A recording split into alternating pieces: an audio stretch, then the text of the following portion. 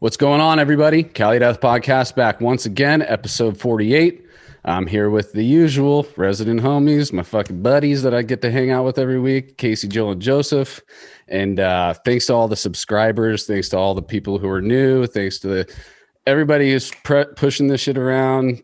Love it. The numbers are still going up, creeping towards 1,000. I'm loving it. So super cool. We're here on a Saturday. It'll be, I think we're dropping this today, right? Saturday. Iceland based band Ophidian. We got John and Daniel with us, a fucking tech death powerhouse, dude. This album is fucking insane. And thank you so much for being with us. Thank you, brother. Right on. Man, we're super excited to do it.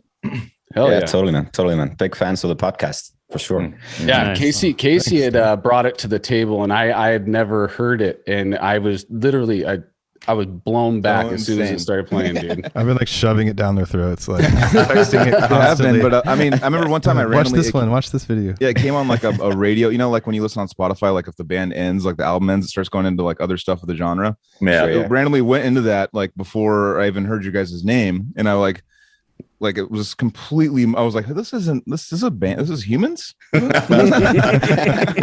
was like, Jesus, like it's basically just. It's debatable. Progressed. You guys are just raising the bar of what's available and to do now. You know, it's fucking awesome to see. But yeah, super stoked you guys are on. That's sick, man. Sick, man. Yeah, really appreciate it. Fuck yeah. So, Daniel, you could take us back to your origins first, if you don't mind, just because John, how long have you been with the band? I've been since 2019. So okay. Dan's story will be a lot more interesting. Yeah. Well, I'm sure we'll get to some interesting stuff with you too, but I'm just saying, since it's Ophidian geared episode, we'll start with Daniel. Yeah, dude, take it away. Yeah. So take us all the way back to your beginnings, bro. Like what made you want to start writing music? What made you, what bands were your influences? When did it click for you? Like, this is the path I'm going to take. Yeah, sure, man. Well, I was born like in a very small town here in Iceland, like roughly like 10,000 people live there. My father was a musician, so like most of my like early influences and the bands that really like got to me were like just back then, like in the sort of like during post-grunge era. Like most of those, like Smashing Pumpkins, like Alice in Chains, stuff like that. Mm-hmm. And most of that stuff has like really stuck with me, like throughout. So like I really clicked with that sort of all that stuff, and him being like a guitarist as well. It was sort of like it just made perfect sense for me to just like go down that route. Like I really don't like remember having like any other aspirations apart from actually snowboarding. Like that was like a really big one for me for a while. And so what age is this that you're speaking of when you were into all the post-grunge stuff? Like I was like 2 years old. Like I was just like, wow. So he was listening really to that small. around the house too? Yeah. Nice. Yeah. Just programming you. Yeah. It was just exactly like that. And I know that like now it was of course just his, like what made him tick, back then, and still does. So it just made sense for him, of course, to like pass that on to me as well. Mm-hmm. But him and my mother were like really young when they had me. So it was sort of like a tumultuous upbringing, like moving around a lot and stuff like that. But everything good, like pretty early on, like when I was like 4, he like gave me a guitar, like a really like a nice, like smaller acoustic like guitar, which I was like, still remember getting it and being like, wow, like this is happening, And then like the day after, he like had to borrow it or something to like a theater. And I never saw that guitar again. So I didn't like get a guitar until like. The real story was that he decided to do like a end of the show Jimi Hendrix thing and just started on fire. And then, like, probably we had a joke like about that earlier with the dads buying their kids the guitar that they actually want. He's like, here you go. By the way, I got a gig tomorrow, so I'm going to need that. I got you the signature Steve Vai model for you. I'll hold on to it for you. It's a little heavy. That's pretty much exactly what was happening. but yeah, then like a few years later, I moved to the capital with my mother, and I met like I remember like we moved during the summertime, and I was like I was 6 years old, 6 or 7, and 6. And I remember like because I was really into like skateboarding as well. Like the town that I'm from is like really into everything like sports, extreme sports, that kind of thing. It's like caters super well to that, all that. Like I don't know, John, have you been there to Akureyri? Yeah, we drove through it on the way back from Iceland. Yeah. It was tight. It's like there's a really nice like ski resort just in town. Okay. So you can just like do basically everything just there. Have you guys ever had like like a winter X Games there or something? Like it seems like okay. Yeah, that just like a local thing. It's called AK Extreme. It's just an X Games ripoff basically. Totally. But so I like moved to the capital, 6 years old, grabbed my skateboard, just went out to the parking lot, like outside my house to just skate. And this guy like came out like a guy that was like a bit bigger than me, like a redheaded, like a really loud guy, you know, similar to John. But and he was like me and him just clicked like right off the bat. And me and him were like together like in all sorts of musical projects like throughout like middle school.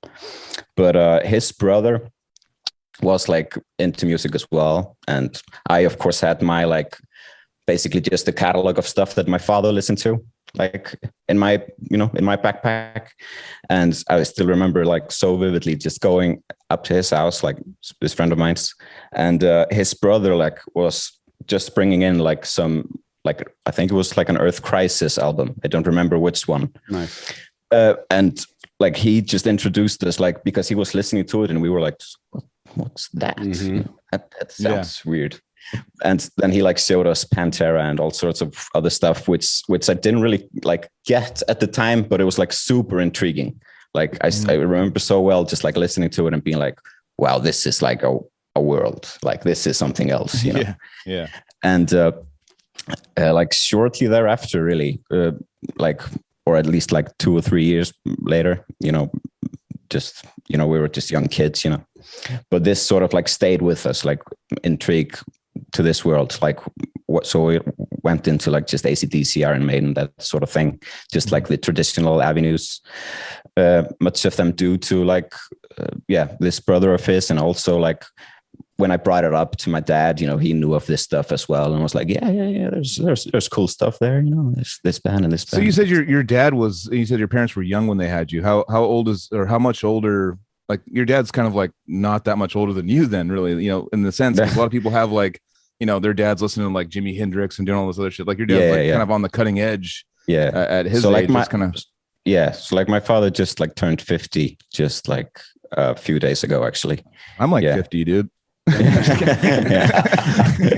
That's crazy. And how old are you now? I'm 28. Okay. Yeah. So he's 22, 23. Yeah. I had my first kid at 26. But I did start earlier than everybody else I knew who had kids too. Yeah. It's just weird to like, because, you know, a lot of people do talk about their parents or their uncle or something like that having like a musical influence. But if your dad like shows you Pantera, I don't know, my brain my brain's like doesn't compute. It doesn't like, compute. Dude, I tried. Well, I showed my kids metal, you know. They're gonna be our age in like 90 years, but they still don't have the software for the death metal, dude. We've talked about that, dude. Yeah. No matter how much I put it, I didn't have it until I was like 20 or 16 or something. You know, it was a while till I got it. So you got to do that whole process, dude. It has to be like either like a gradual thing where you just like, you just sort of lean into it, or just there's also this point where you just like really want to get into it. Like you hear it and you're like, this is cool. I want to like get this, you know, just what this is about. And it takes a bit of effort, you know, but I think what happens with metal too, it's like a snowball. Like when it first starts, like in the beginning, it's like you're kind of like, okay, this is catchy, this is good, whatever. And then like, then you start like, what's crazier? What's crazier? Yeah. And it starts like, it turns yeah. into this ball that you like, basically like, it goes deicide. Then you go like, oh, fucking, you know, spawn of possession. And like, you start like going like up and up and up. And it's like, it's just like, there's never ending snowball. And that's where the fuck you guys came from. I can tell by listening, like you guys have pushed to the limits of what I've heard. I'm like, Jesus, it's like, what's going to be after you guys? Like, I just, it's going to be like something, man. Yeah, it's going to be so fast. It's going to be like 1,000 beats per minute guitar. It's going to be like just one solid noise. Just be like, what's the dial tone? That's the next anyways, bringing it back. Sorry, I'm drinking. He's got to put snowball references in the Icelandic episode. Oh, for sure. Yeah. Makes sense. Yeah, but like my father wasn't really like into metal at all, really. But he was like very aware of it, and like stuff that was like almost metal, like was totally up his alley. But everything with like screaming and stuff was like not for him. Like, and he was like, for the most part, like especially like. Once he sort of like grew as a musician, he like played like singer-songwriter stuff and like did pretty well with that sort of thing for a while. Was like like touring a lot, and like their songs were like featured in some films and some like Grey's Anatomy shows and stuff like that. So it's like that's sort of like indie like singer-songwriter stuff, but like it's all still like very like musician like oriented. So it's like tough stuff to play. So like while I was going down this like metal route, I was still like going, like I was still following him as well down that like whole avenue. So like for a pretty long time, I was like mainly playing like acoustics and working on like songs in that whole genre, but while still being like super interested in and listening to a lot of death metal and other stuff. So yeah, it was sort of, I've always sort of like split it into two, at least in my mind. That's sort of how I've approached it. But when you start thinking about like doing sorry if you were gonna continue. No, sorry, man. I was just gonna say, what age did you start getting serious to where you wanted to start jamming with other people? Was that later on? No, that was sort of like an off and on kind of thing for me, because like being in bands is tough, especially like if you have like. Because not everybody had the sort of upbringing that I had, whereas like I was like consistently looking at my father and being like, this is what I want to do. Like, and I know that, and he was like constantly telling me that it's like, this is like a lot of work, you know, you have to be, you know, really good and really like hardworking, and like you have to make it count. Yeah. And I know that like almost everybody around me growing up were like not there, you know, they were just like more like, yeah, just doing sports and like watching the new Batman film or whatever, you know, they were just like not into that whole deal. Small town of 10,000 people, it's going to be hard to find a lot of people that not only align with your interests, but can play, you know, at the same level or play that you don't play to contribute to a bit. It's like putting that together. Definitely. That's what tripped me out about Psychroptic, like in that small little island that they like somehow found a death metal, like a total small town. They somehow gotten a death metal. It's the brother situation. The hard getting a drummer and a guitar player together at the same house to grow up together and train together and all that stuff. That is the big. I think that's what made it. And then everybody. But also too, like I think what a big deal for them too, and probably what helped a lot is that they had like a metal shop, you know, like a CD shop that had the metal thing. Like if that was never there, you might never have seen Psychroptic, you know, because that like got him into it as a kid and stuff. But yeah, it's cool. It's really interesting seeing these small towns and stuff like finding this music, you know, because it's not like accessible really, you know. So and it is usually an older brother of somebody. We always said it's funny. And another thing, I'm sorry to take it back to what we were just talking about earlier, but the whole older sibling or you know, the father being a musician and influencing the child to become a musician, having the older brother or the friend's older brother, no matter where we're at on this planet, it seems like it's very common how us dudes get into metal, you know. It's only like a finite amount of things that will put you to it, ingredients, you know. And then boom, you got a metalhead. I'm still waiting for one story to be like, dude, my sister showed me Cannibal Corpse.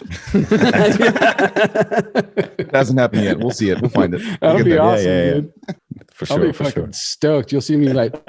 It's like my little sister showed me fucking eating back to life. Anyways, yeah. All right, sorry, Daniel. Yeah, no worries, man.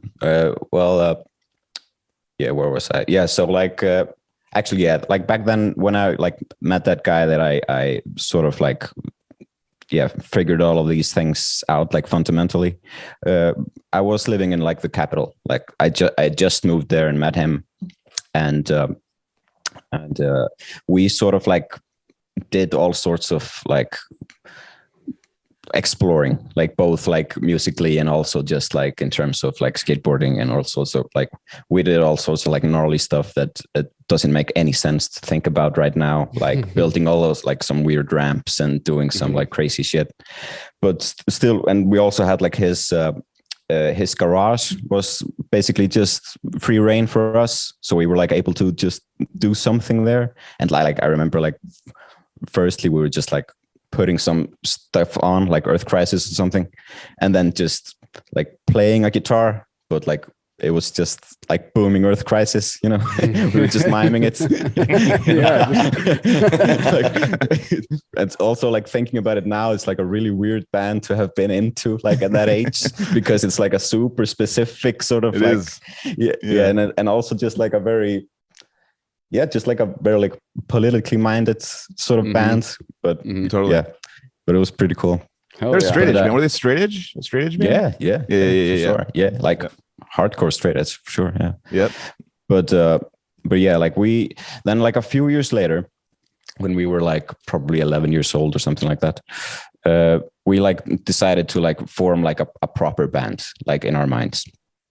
That was mostly due to like a band that was pretty big in Iceland at the time called the Minus. I don't know if you've heard of it. It was like a band that was signed to Relapse for a while. Can you spell it? Spell it for me. It's just basically minus, but with like a D. With a D. No, just minus, just with like an E. It's like a Icelandic letter.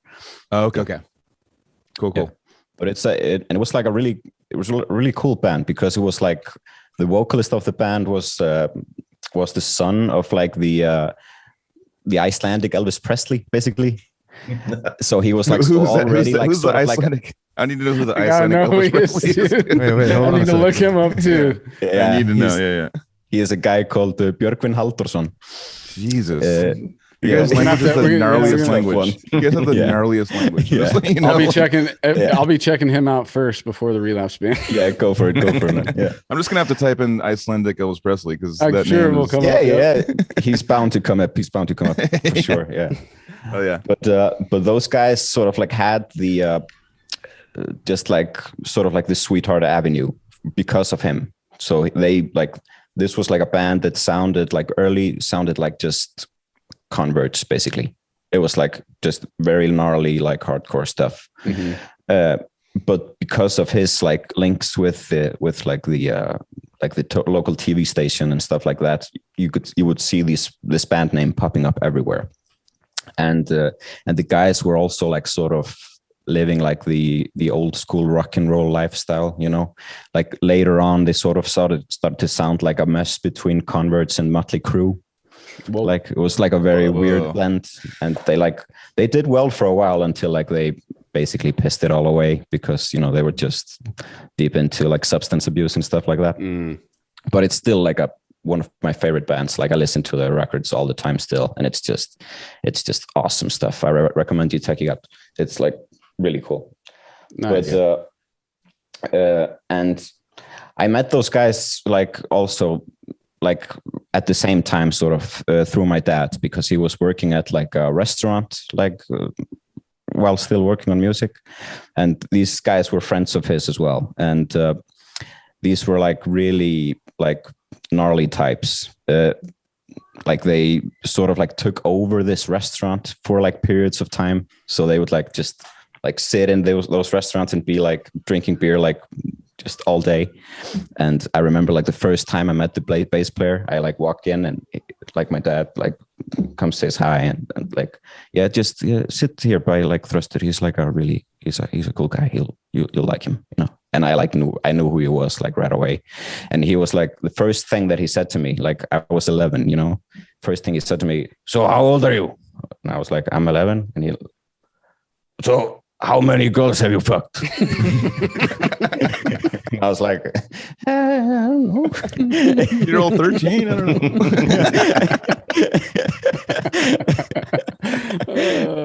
But yeah, like so we just like formed a band basically just as like a almost like a tribute to those guys, because they were just like the coolest at the time. And we like did a few shows which sort of like got some like attention, but just, you know, we were just so young, and basically just how like young people think, and like just kids, you know, there's just a new thing every week, you know, so like the guys didn't really stick with it. I was basically the only one that like really wanted to like pursue this, so the band like broke up. But it was like a really like formative experience for me, because it like made me think it like, so like that early I was like able to like think that that's possible, you know, to like make this into something, because like we only did like a few songs and like a few gigs, but it still like made something, you know, and, you know, there were some possibilities. So that was like, it had an impact on me for sure. Fuck yeah. And yeah, so like later on, like I was mostly just like exploring, like the last few years before high school, like I was mainly just exploring music on my own and working on like acoustic, like singer-songwriter stuff. So like I still remember like because Iceland is such like a small country, and at the time I wasn't really like associating with anybody who was into like metal or anything like other than just some regular music, you know. So I like found out this shop, this like small CD shop here in Iceland, which is still going strong, which is just this like one old guy who just, you know, has and orders in records. What's his name? Valti. Yeah, shout out to that guy, because he fucking brought metal to your little town, and fuck yeah. It's a huge influence, like bigger than you know. Sure, you know, for sure. Yeah, totally. And and him just like he just had all this stuff. So I had sort of this routine where I would just like go downtown, visit my father at the restaurant, and then come and like pick up a few records at his shop. And I was like, it's really weird to think about it now, because like back then, being like so out of touch with how like the scenes work in like metal. Like I remember pretty vividly, like going to the store and like purchasing a few CDs, which I was like super excited to get. And it was like an SLA Dying album, an Unearth album, Deicide, Once Upon the Cross, and Pierced from Within.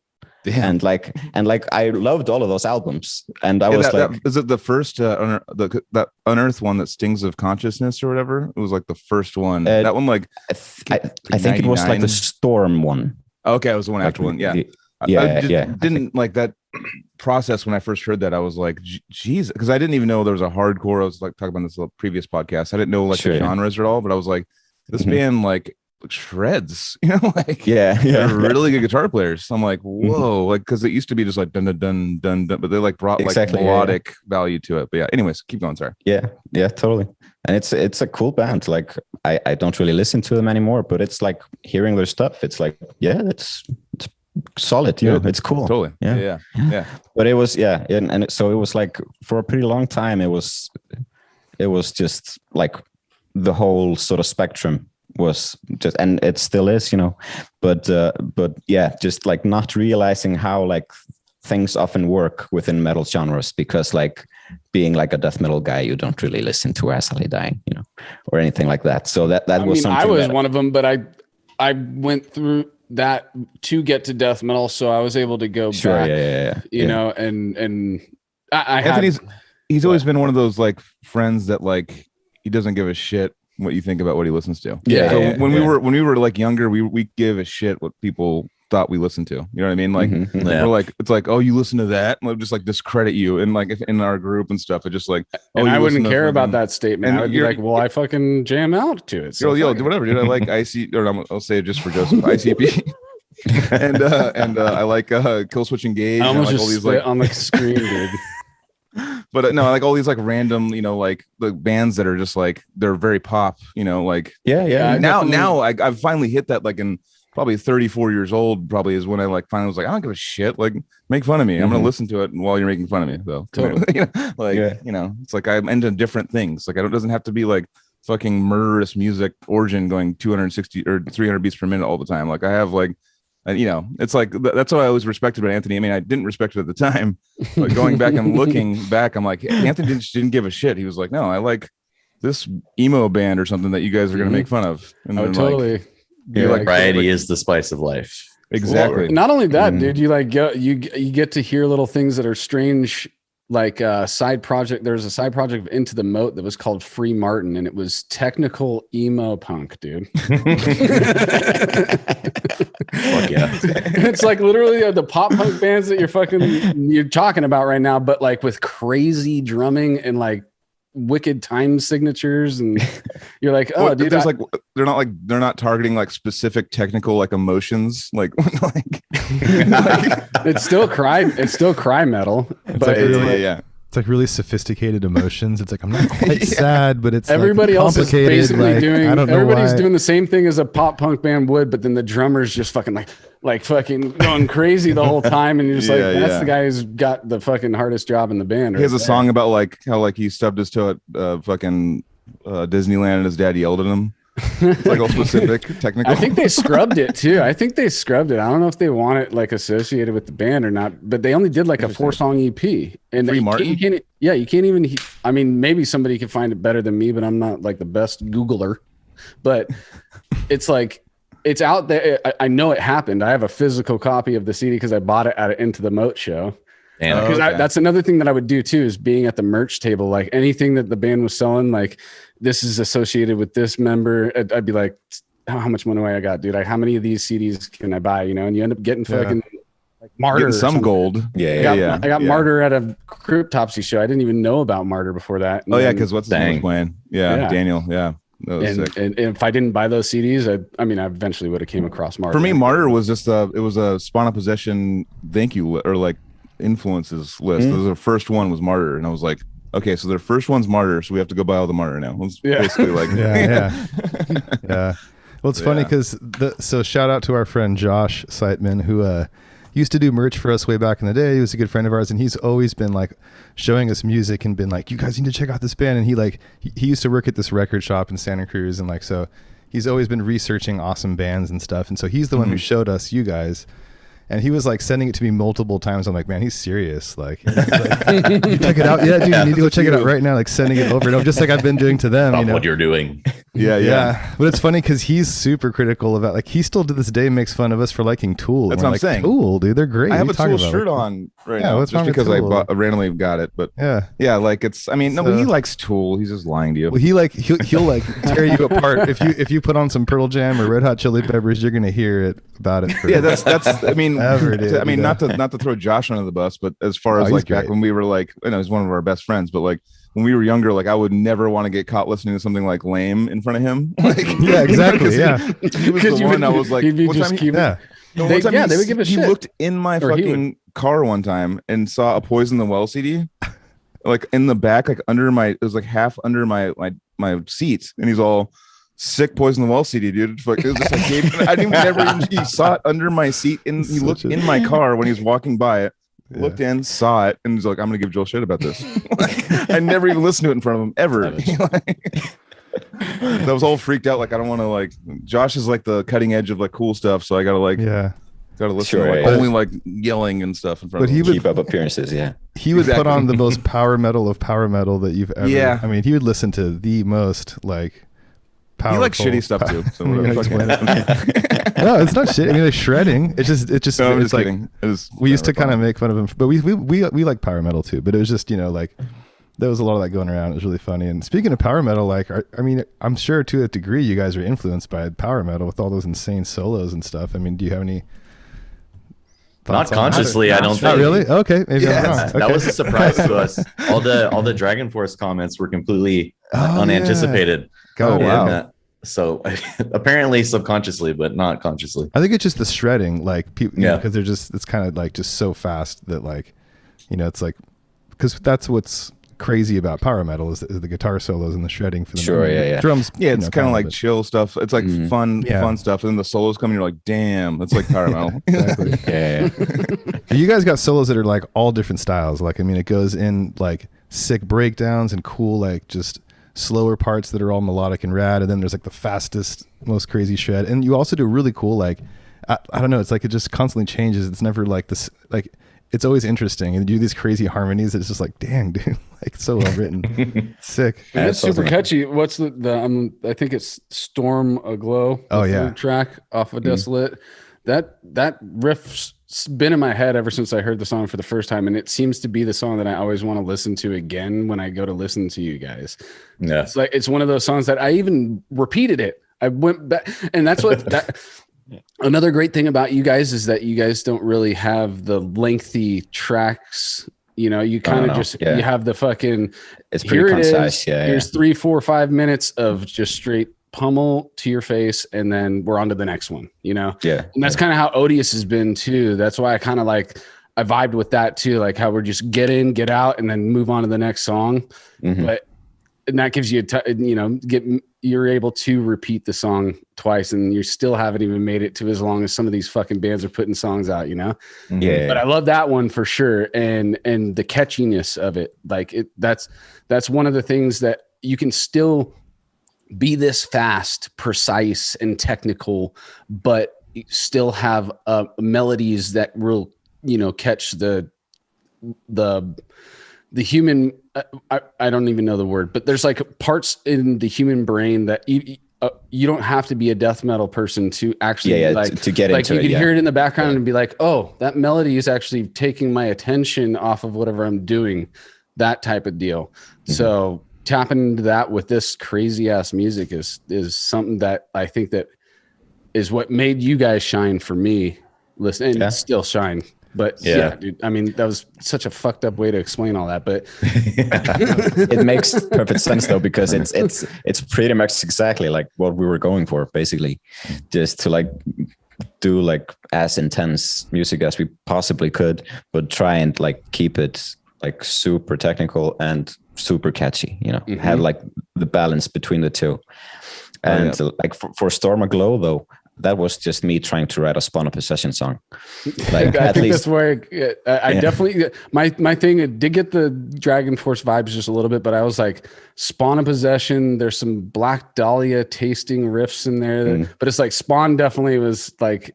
I was like, oh yeah, this guy definitely listens to Spawn, but but it's not like Spawn of Possession outright either. It doesn't make me think, oh, we got a fucking clone here. No, not at all. No. We have something that's totally, its own thing, but still it's one of the many influences. Can play pay homage.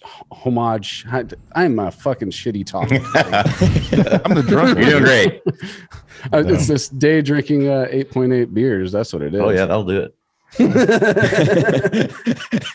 I mean, to that point, I hadn't. So when they approached me with the proposition of tracking a vocal demo, because they didn't have a vocalist at the time, I hadn't done vocals in maybe 8 years, like in any capacity, but I was just not able to like.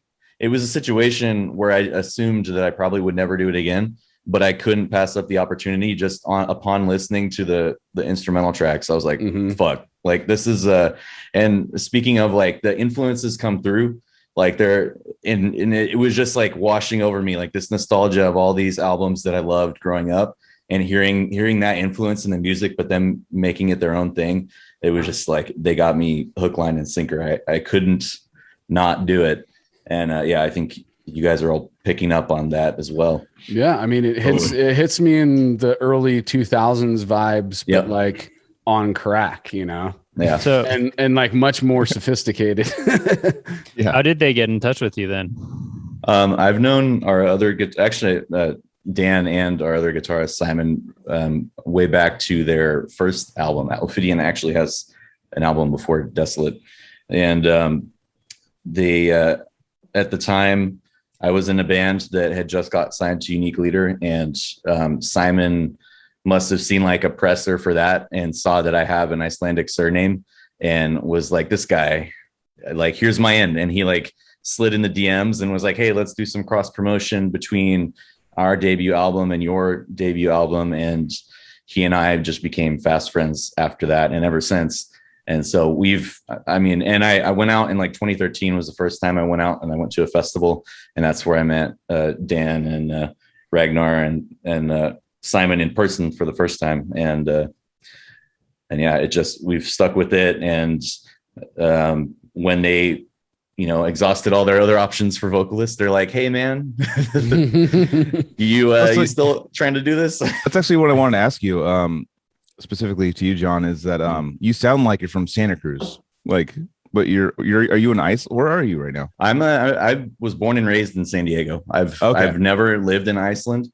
I have familial relations going back to like I think my grandpa was the last like relative that lived on Iceland, but he was not to like get too in the weeds on my family history, but he was a fisherman in the North Atlantic and had like fishwives all across like in England, and he had kids from women in Iceland as well. And so my dad was like born in England and then came over here. And the way Icelandic surnames are compiled in like a very specific fashion, where typically if you're born in Iceland, the first part of your name is your dad's first name and then son or daughter.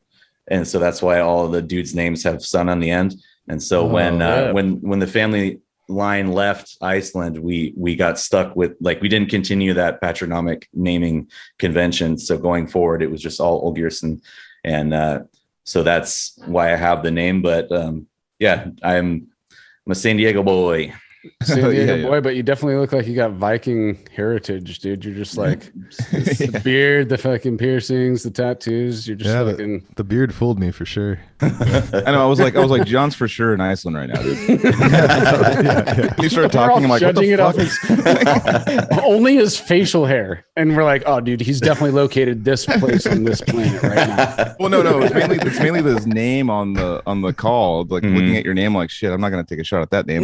But it's like, dude, it's like an Icelandic name, because Iceland, I mean, the language is like the hardest language. It's like known as like the hardest language, right? It's pretty much.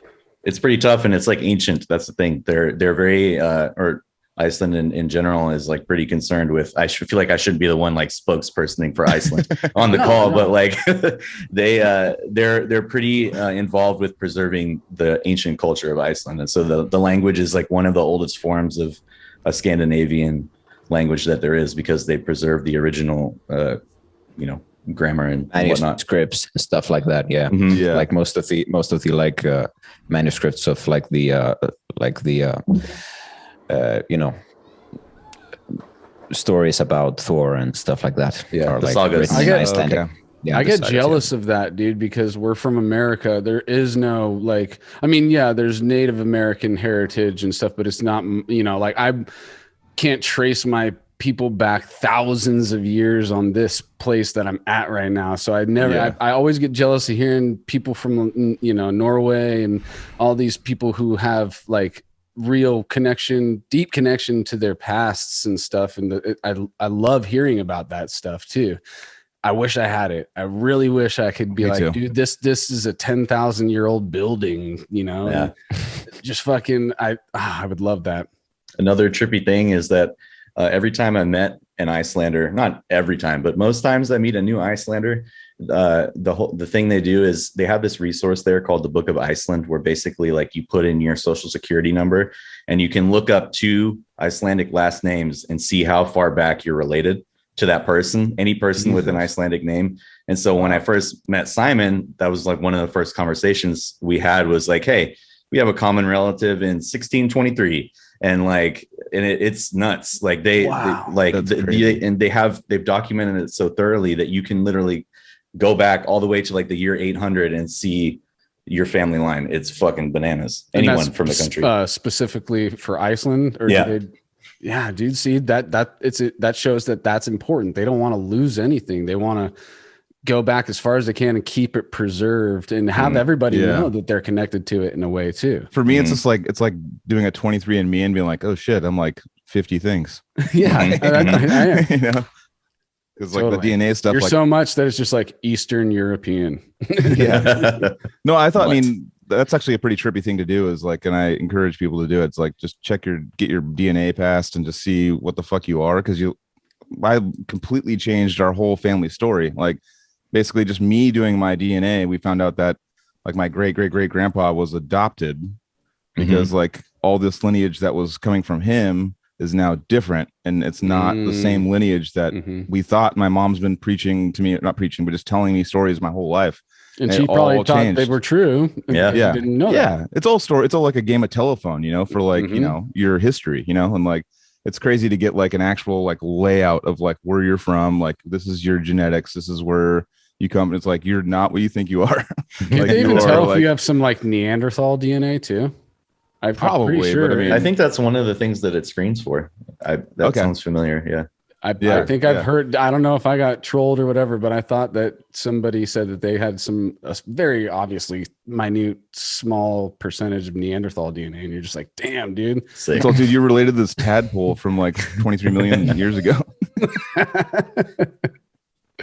Yeah, no, but totally. No, that's Iceland, though, definitely has been one of those countries that has always been one of those, like, because for a while here in America, it was really cheap to go visit there. It was really like like plane flights for like fucking 200 or like $500 round trip or something.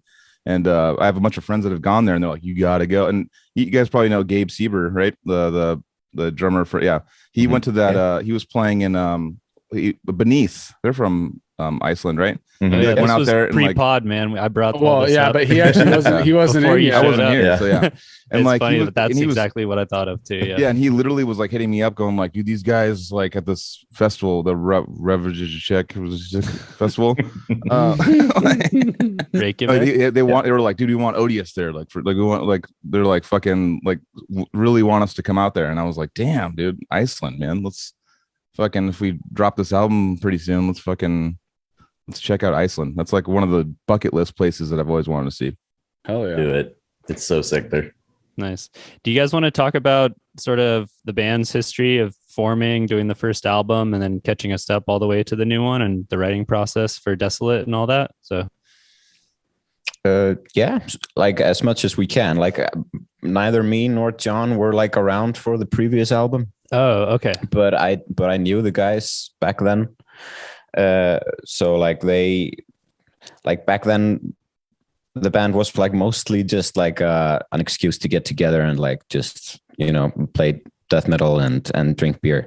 So, and that was sort of the case with another band that I was in at the same time as well. It was also like a tech death band.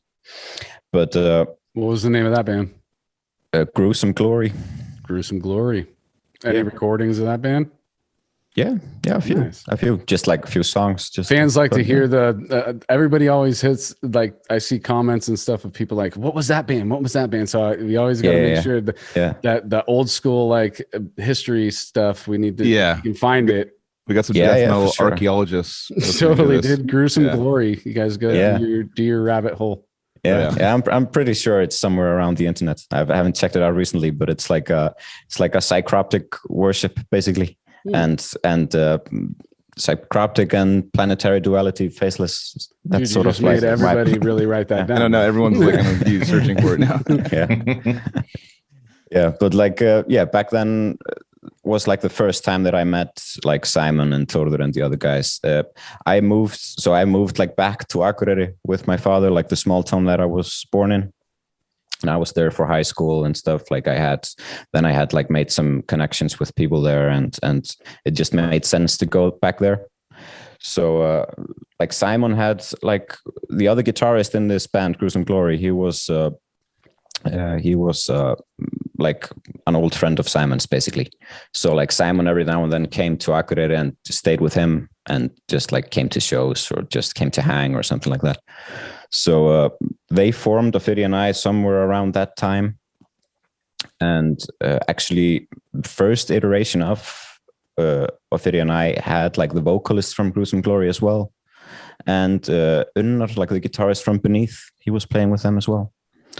Oh, wow. So like, yeah, basically that band like did a demo, like that iteration, and then like they switched it up a bit, like got a new vocalist and recorded that debut album. But yeah, like I said, it was like mostly like the Þórður, the bass player of the band, he basically composed that album just as a whole, more or less. So it's like sort of just like his thing. And I know that the guys recorded it like pretty hastily. It was like it was like some weird circumstance. So the album has some like technical issues. I don't know if you guys have heard it, but it has like some I haven't really like seen or been able to like get into the recordings at all. Not that I've had any particular interest in, but it's like out of sync basically. It's like something happened somewhere along the lines of just recording or like transcribing the mixes or the stems or whatever, and it just, you listen to it and it's just like a mess. But that was released on a Russian label, like a label that a guy from, I think it was like one of those brutal death metal Russian bands. A Russian label? SFC Records, apparently. Yeah. SFC Collector. Yeah. I don't remember what the guy's name was. Soulflesh. There you go. Yeah. And yeah, so the album was released there, and basically shortly thereafter, I joined the band like 2 years later, and we did a few shows here and there. We did like Wacken like one time, and a few other gigs, which was pretty cool. I love how you're just like, we did, like Wacken. Yeah, like it was what every metalhead's like, dream to play. The number one metal. But it was like this metal battle thing. So it was like a battle of the bands sort of deal where we like did like a pre-contest or whatever here in Iceland, and we're like went out there. But it was a cool gig nonetheless. It was like it was fun. Definitely like an experience, especially for like an unexperienced band like that one. Was that a multi-stage festival? Yeah. Okay. Yeah. And it's open air and it's huge. It's like, it's way too big. How many people go to that? Is it like 100,000? It's like, like 150,000 or something. It's like a ridiculous amount. And it's just like, I remember like one time I went like just to like the common camping area, common camping grounds, I guess you would say, going to like a barbecue, like some like other bands, or no, it was like a correlation of like the Scandinavian like camping grounds basically. So it's like Denmark, Sweden, Norway, Iceland, and everybody was getting together for like a big barbecue and invited us to come, and we like went there. And I remember so well just like walking there and being like just almost angry, like how in the fuck would anybody want to go here? I know, like this is just insane. It took us like an hour and a half to walk there, and nobody could tell us like where we were going. And it was like everywhere we would look, we would see like this like 300-pound guy in like a denim vest, like peeing on his car. And it was just like, this fucking sucks. I don't care what anybody says. Like, this is just like fucking terrible. Alice Cooper is not this good, Dude, I'm just thinking about all that shit. Like, do you reserve a spot for a tent, or you just fucking show up and it's first come, first serve to that deal? I think it's like like the way it was set up is like, it was sort of like managed to like make you feel that it was like smaller than it is, if that makes sense. So it was like, the thing was we had basically like an artist camping ground, which was just like side stage to the bigger stages. So it was like just 5-minute walk or something to like the spots, Yeah. But like if you were going anywhere else to like the common camping grounds, you would go like, and it was just like be this huge field, like 10 football fields or something, and just full of tents. And then it was like a small like deck of like trees, and it was just enough to like cover so you couldn't really see past them. But then you would like walk like a path and walk like through it, and there was be like just another football, like 10 football fields, just the same. Jesus. And this would happen like like endlessly. So I was like, it was always like walking to like through these trees and being like, another one. Like, what the fuck? Like, this is the thing. If you're there for like 3 days, dude. You're not selling me on whack right well, now, dude, 'cause check this is all the grossness that I'm thinking about right now. Is like, all the drunk dudes that are puking on themselves in those tents, all the people who have to shit and can't make it to a fucking place to shit, so they either shit next to their fucking tent or next to somebody else's. Tents are getting pissed on. Just things are just fucking chaos. Bananas. Yeah. And everything like smells just like ammonia. And it's just a nightmare, really. You're like, and I was like legit, like angry, like what? Like this is the guy's like, dude, that was so sick, dude. I can't wait to do that again, dude. I fucking took 3 shits next to my tent, dude. It's like I stepped on like. I've been living on granola for 4 days, dude. Like we walked there for like an hour and a half, and I remember so vividly like talking to like the Icelandic people who were there. And they were like, yeah, so you guys were great. And I was like, I was just so pissed off just having walked like this, like all this way just to meet them. And I was like, so you come here by choice. Like, what is your problem?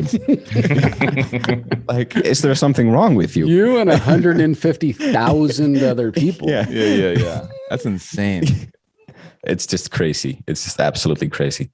But I've always wondered about that too. Those open air festivals. Like if I were like if you're an American and you're like, I'm gonna go to Wacken, like how do you approach that? Like, like you don't just show. It's a 3 or 4 day festival. You don't just show up just be like, all right, well I'm here.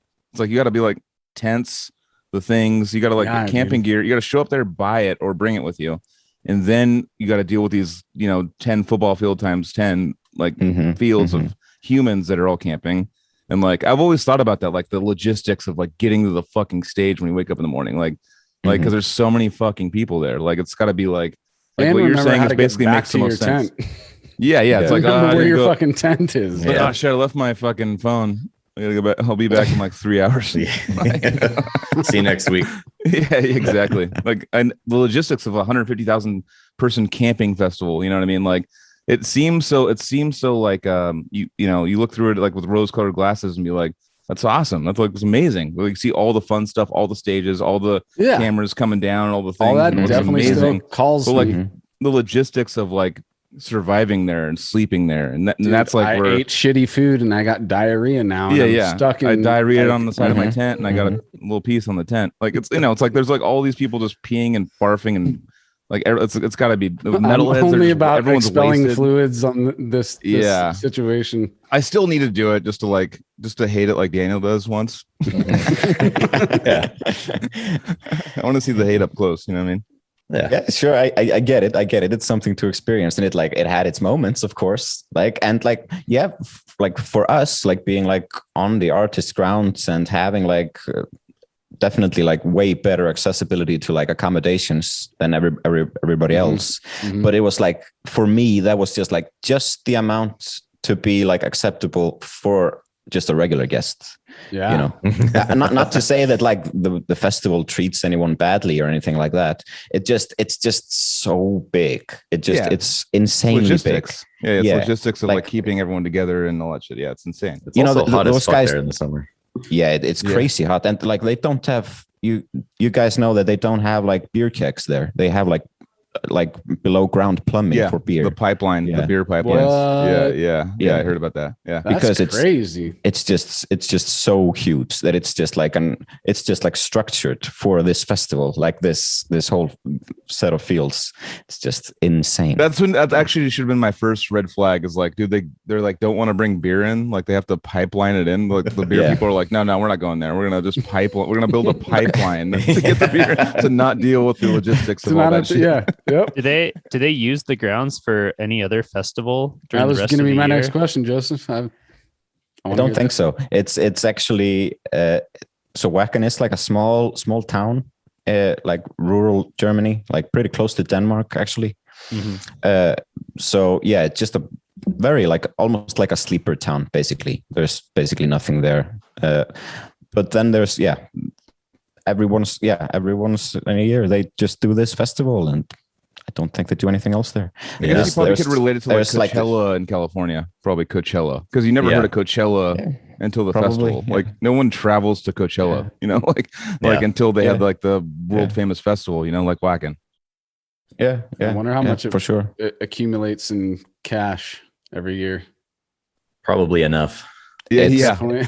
Apparently I mean, yeah. like Coachella, I know they'll pay like I've heard like I forget who like I was looking at some sort of spreadsheet of it, and it was like Ariana Grande got like 7 million or something like to play Coachella or something like to play, or some like artist like that got like millions to play like one show. Yeah. Like it's insane. Well, like these festivals become just like come like a lifestyle almost for like the people that attend them.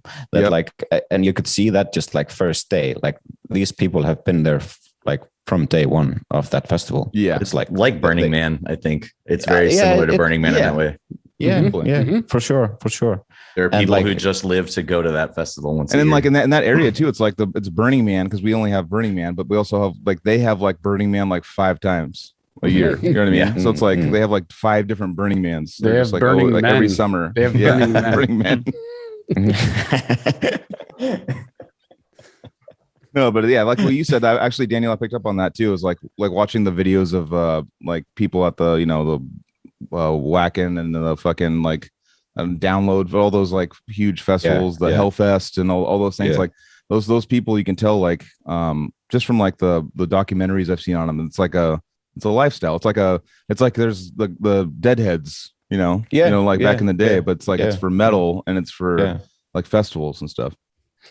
It's like, and also you can imagine like, for example, with Hellfest, I think now it's like 6 days or something. It's like super long. So like you either have to be like this sort of lifer or have like a death wish to be able to, like live stay like that long or go for one day. It's just like insane. There's one day you want to see. That's like go see that day and just take off. That might be the move. There's the guy who goes all 6, dude. There's that guy. Oh, there's that. There's that thousands of guy. Oh yeah, sure. Like these festivals sell out. There's like all of them sell out. Thousands of guy at Burning Man. Yeah, Burning Man. Thousands of guy at Burning Man, dude. I got it the first time. The second time kind of was whack. Sorry, I'm just kidding. But no, totally. No, I definitely see that kind of like it's kind of like that. It's almost like I don't know, you could relate to like hippies or something, like following the hippie festivals and stuff and I definitely got that vibe immediately from seeing that. But it's like you said, it's a lifestyle. It's definitely a lifestyle that I mean, I look at it and I'm like, fuck, I wish America had this. You know what I mean?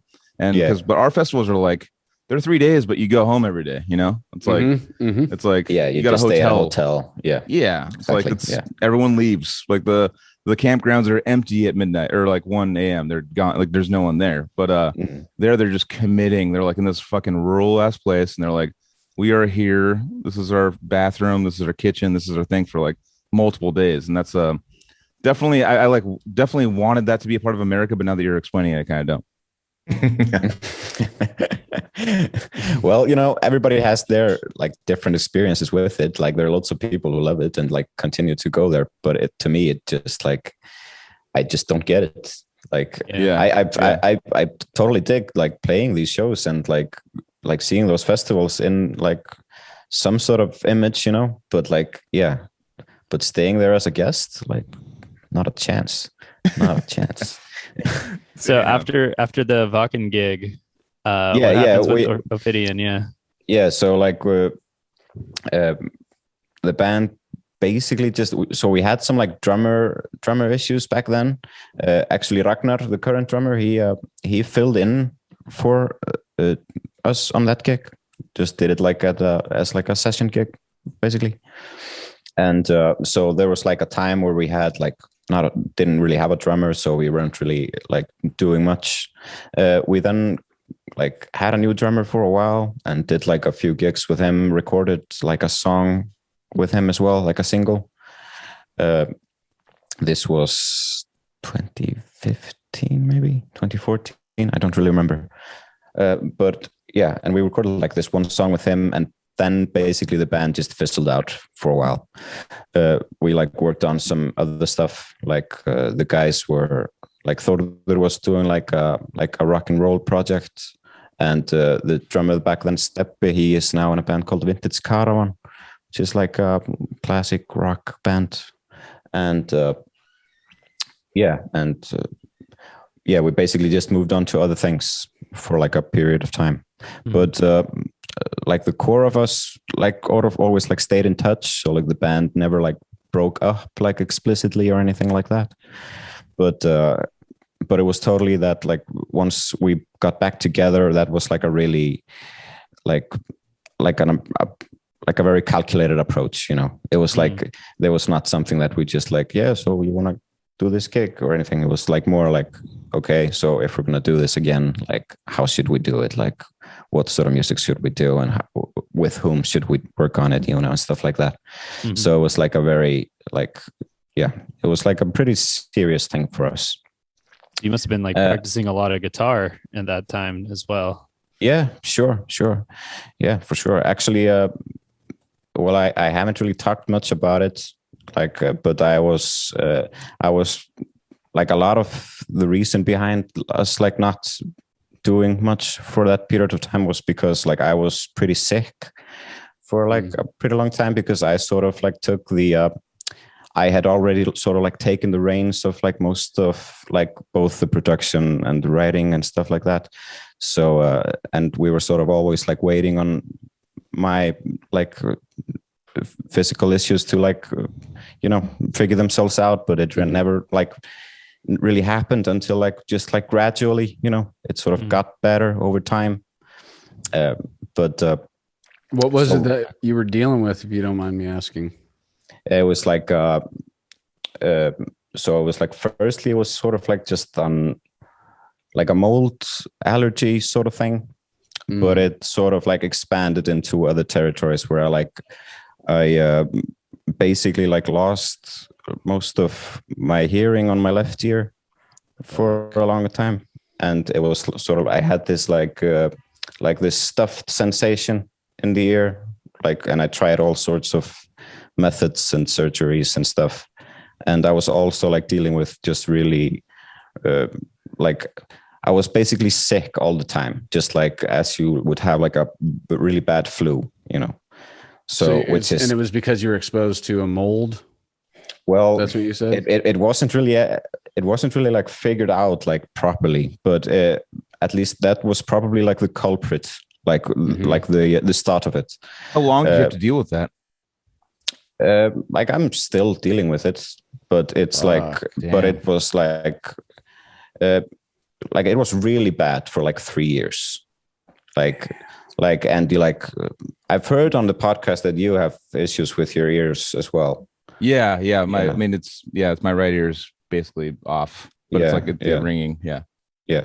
But it's like, and it's so like having to deal with all of those physical aspects, and I'm a pretty like square-minded guy, whereas like there's like a problem and I just have to fix it, and when you can't really do that with stuff like this, medicinal sciences have only gotten so far, especially in terms of these like senses of ours, like the eyes and the ears and stuff. Totally. So you basically had the flu for fucking multiple years. Yeah, that's crazy. Yeah, Jesus. Yeah. That's crazy. And I tried, like I had like 3 surgeries to try and fix it, and all sorts of medicines, and I'm still dealing with like some of the side effects from some of those, like some of the medication that I was on. So it's it's been really tough to be perfectly honest. And like when I was, so basically we recorded the drums for the album as is, like as you hear them on the album, and like 2 months after that or something, like these problems started. So they like just and they just grew from there. Of course, at first it was like I was that guy who was just never sick. I never had any issues, like really healthy, and like always done like a fair amount of sports and stuff. So it's like I was just doing pretty well for myself.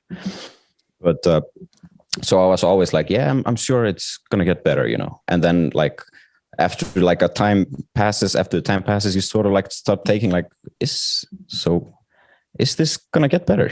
Is this just how it is now? Like, and how am I gonna have to like recalibrate myself to be able to do the things I love, or like stop doing them, or Rough, just dude. it's really tough. Yeah. So. Damn. But yeah, like a few years later, like 3 years later, I basically started like to like get back on track with the album, and I sort of like recorded it at my own speed, like over the course of a few months. So like a lot of the band were like, a lot of the songs were like more or less ready, but like recording them and working on them, like I sort of like restructured them. And also like with like my guitar playing, because it's always been like a really like a serious thing for me, where I'd like play guitar and it would like just like I would write a song, during like an evening or anything. It was, but it came like almost like a meditation sort of thing for me during this time. Like it sounds cliche, but it was just what it was. I wasn't doing anything special. I was just sitting around playing the guitar in my hands, like not knowing if I would ever really do it that much in the future or whatever, but it's just something that made sense for me to do, and something I've been doing for many years as well. So I never really stopped practicing or like playing, and much of the influences that are like the major chord elements and all of those like solos that don't really have much to do with death metal solos. Like I'm really aware that that's not like generally how they're structured or how they sound. That sort of came from that period. Like I remember like two of the songs, like Diamonds and Spiral to Oblivion, I like had recorded like leads and most of the guitars for like the songs, and had like done like the like just the what I would consider like a really typical like death metal approach. But then I just listened to it and this just isn't doing it for me, So because like over the period of where I would like just meditate and like play guitar and like have my own sort of thing going on, it evolved into something else. So like I basically just like redid all of those tracks. So like I don't know if you want to like listen to the specifics of it, but like in Diamonds, for example, there are like two like lead parts where it's like mostly like arpeggiating like octave leads, like some hook elements. That's something that I just did then, like sort of like trying to rethink how I would approach this album. So yeah, right. It's sort of like it's a produce of like a lot of thought and a lot of just pain, really. Like it was not like a pleasant experience. It was maybe like cathartic in a way. Like it was totally like, I remember like listening to the mixes, and like once the album was done, and I sort of had like the approach like, yeah, shouldn't we just pop this up on YouTube right now? Like I'm happy with it now. Like I don't need this to, go anywhere else or anything more to happen. Like this does it for me, and like, yeah, whatever. So yeah. Wow, that's definitely it's weird to talk about. Like I haven't even like told most of my friends about this or anything. So, but it's like, yeah, it comes from Cali Death's a therapy. Yeah. Yeah. No, it definitely comes. Therapy. I can tell. Like, I mean, there's maybe I don't want to say a blessing in disguise, but just for you, like being sick at home, and like with your guitar, and it's just you and your guitar, and you're sick, and you're like, yeah, that's pretty much your only outlet that you have. I was thinking, do you think that you like benefited, like, like as far as your playing and writing came from that? You said that a lot of these things came from that period. That you think, like, if I were to put on like what? Oh, you got muted, bro. Spiral to Oblivion. If you put that on, like, you think of that, does it bring you right back to that, like to those times of what you were going through? Yeah, sure. Like at least like portions of like sections within the songs, like Spiral to Oblivion, Diamonds, and what did we name the song again? Like Unfurling the Crescent Moon, like the fastest song. That song's insane. Yeah. Those songs were probably I was going to bring that one up. Sorry. Oh, awesome, man. Yeah. But those were like the songs that I sort of like probably did like the most like post work on. Like I would like rethink, like because like that song was, for example, just like like a pretty straightforward like Nile sounding song, basically, with like a lot of those seventh sounding harmonies and stuff. But yeah, it took its own sort of shape after a while. But yeah, it brings me back to it, but it doesn't really do it like in a bad way at all. Yeah, like it's still like I still like it, you know, and it's positive for me for sure. Yeah, it's part of the struggle, you know, what you had to go through and stuff. It's like I don't really think I've met a musician who said I had a pleasant experience tracking that album. You know, no, everybody's always like, "Fuck, dude, that was fucking grueling." And that's how like when Greg from Allegiant, like when he was done, he like called me right when he was done. He was like, "Well, it's recorded." he was like nothing positive. He's like, "I don't know how it sounds. I think it's gonna be okay. Maybe I don't even know what it sounds like." like coming out of like a full recording, his brain's just like on fucking overload. Just like, I don't know. It's probably an album or something. That's a strange thing, though. It's so strange that like it's not a pleasant or positive experience, yet the outcome is. It's not. You think about it's all about the journey, not the the ending. But you could look at it as like going recording to the album. The something. journey is what's painful to us. But you could look at it as totally. like you got these certifications that sucked, but they're all of a sudden like you got the job and it's paying you your money that you earned. You know what I mean? Like it's like the journey sucked. Like it wasn't sick like doing 8 hours of homework a night and that burned you out. But the thing is the product at the end, whatever, was good. That's what I meant. Yeah, totally. Yeah, it's rewarding. That song Unfurling is, if people haven't heard on the album, it's so fast. It's crazy, dude. It's like, how fast is it? Is there, do you know the BPM of that? Yeah, like it's 300 BPM, like the breadth of it, but then it like breaks down to like 270, I think. Yeah. So Earl mellows out at like 295. mellows out. Yeah, it's so crazy, dude. And Casey shared that with the group chat, but I had already shared that with my other band's group chat and been like, check out this song. So when I saw him share it with us, I'm like, oh yeah, of course, that's the one that everyone is going to notice and for the nerds and whatever. It's a great song. We're like, fuck, awesome. dude, is Casey going to push up the BPM of fucking the Odious album? No. Yeah, no, exactly, dude. No, I can't even. I was like, shit. Yeah, right, dude. But I was gonna say too, like, I mean, it's all about the songwriting too. Like, I feel like all the songs are unique, even though they're similar in some ways. But like, I feel like as the album goes on, it's like it shows you different things and takes different paths. And like, you guys cover so much ground. Like, it's like super heavy stuff, catchy stuff, and super progressive melodic stuff. There's like that acoustic or classical guitar intro. And I really like the other track I sent you guys like last week or whatever was, I think it's the song After Unfurling that has that like cool like lead part thing that's kind of that you repeat later, and then it like then it like breaks sequential descent. And then the breakdowns that you do after those lead parts are so brutal and rad. Like you're just like, duh, and the vocals, dude. Like I love how it comes in. Like after those, I was like, it's like fucking Deicide or something. Like it has the brutality of that, you know. But it's like we were like saying stuff like, I don't know, like funny shit. Like it sounds like Dragon Force got like, you know, attacked by Deicide or something, or like, you know. But it's like I love how you guys balance it out. Like it's just like so shredding, 6 solos, and all of a sudden it's just like breakdown that's just so heavy. And dude, that's what really gets me too. I'm just like listening to it, just going like, yes, like, you know. Totally. You know, actually, what's a cool move that I've been doing this podcast is why my sound got fucked up for a second is that I just have you guys playing super quietly in my ears the whole time. And like, you're like talking about something, like I'm like watching you talk, Daniel, and then I'm like hearing the solo. I'm like, damn, what the fuck are you like? Yeah, he's actually listening. It's a weird thing because it takes my attention away a little bit, but like, I'm just like, fucking Jesus, man. It's like, you're also getting the experience in real time because you get to reference what we're talking about. Sure, exactly. Yeah, that's a cool approach. Yeah. It's a I'm a new age guy. It's like that kid doing homework during class. Like he's like, exactly.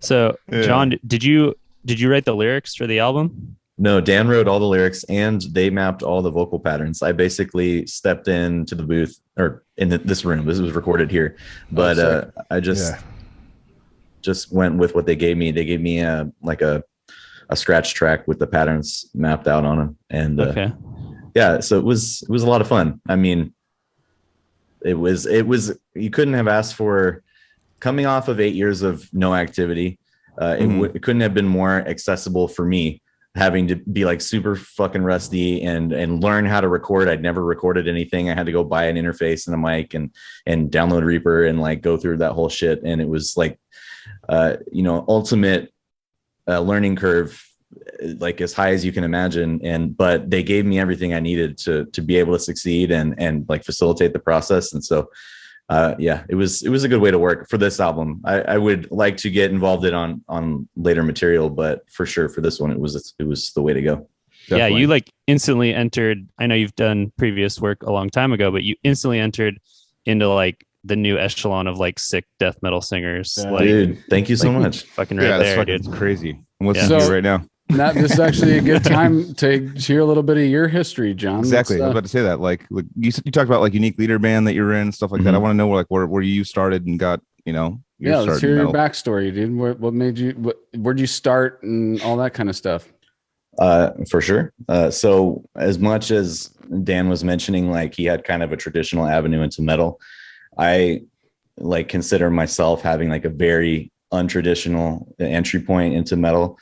I like to call it like kind of a side door, because when I was first into music, aside from like the very first music I ever listened to, the first music that I listened to on purpose was all punk music.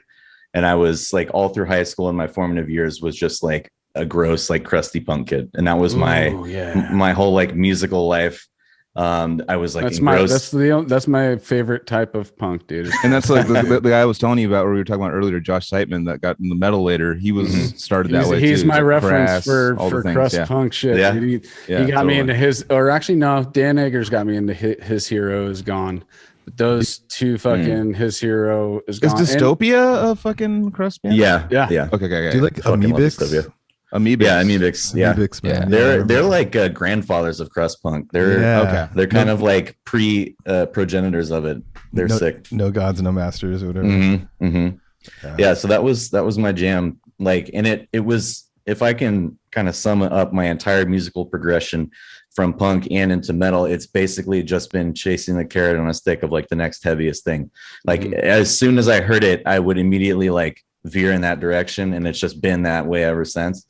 And so I had what my first exposure to death metal, and it's funny, Casey, that you mentioned Deicide, because the first death metal song I ever heard was Bible Basher, and it was this kid that like was in a punk group of friends that was in my high school, and he had like it probably wasn't like an iPod Shuffle, but it was a similar like shitty little MP3 player that could only hold like 10 songs. And he would always be like mobbing around, and he'd be like, listen to this, and give me his ear pod, and it would be either Bible Basher for like the 50th time or something from the Locust, like Moth Eaten Deerhead was on there, and there was some leftover crack. And so it was like he was the one that first bridged the gap for me from punk to more extreme music. And that kind of hibernated in the back of my head. Like Glenn Benton's like layered screams are in my mind when I think of like a death metal vocal. That's what I hear, and that's been like that presents, I think, in my delivery too, because that's whether subconsciously or otherwise, that's kind of like was the initial kernel that like got me into it. And what was the name of that album? Was it Incinerate Him or some shit like Incinerate Him? Yeah. And it's funny because later the first Deicide album I would end up buying, and this is like fast forwarding a couple of years, was actually it was a greatest hits album.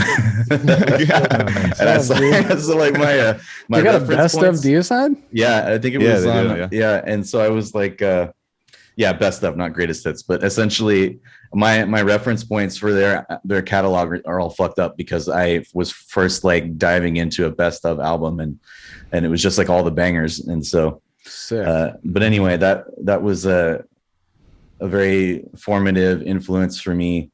And throughout my like life as a punk kid, I would randomly like Cattle is obviously local to San Diego. So did you go to like the Shea Cafe and stuff? Yeah. Okay. Oh, yeah. What year did you graduate high school?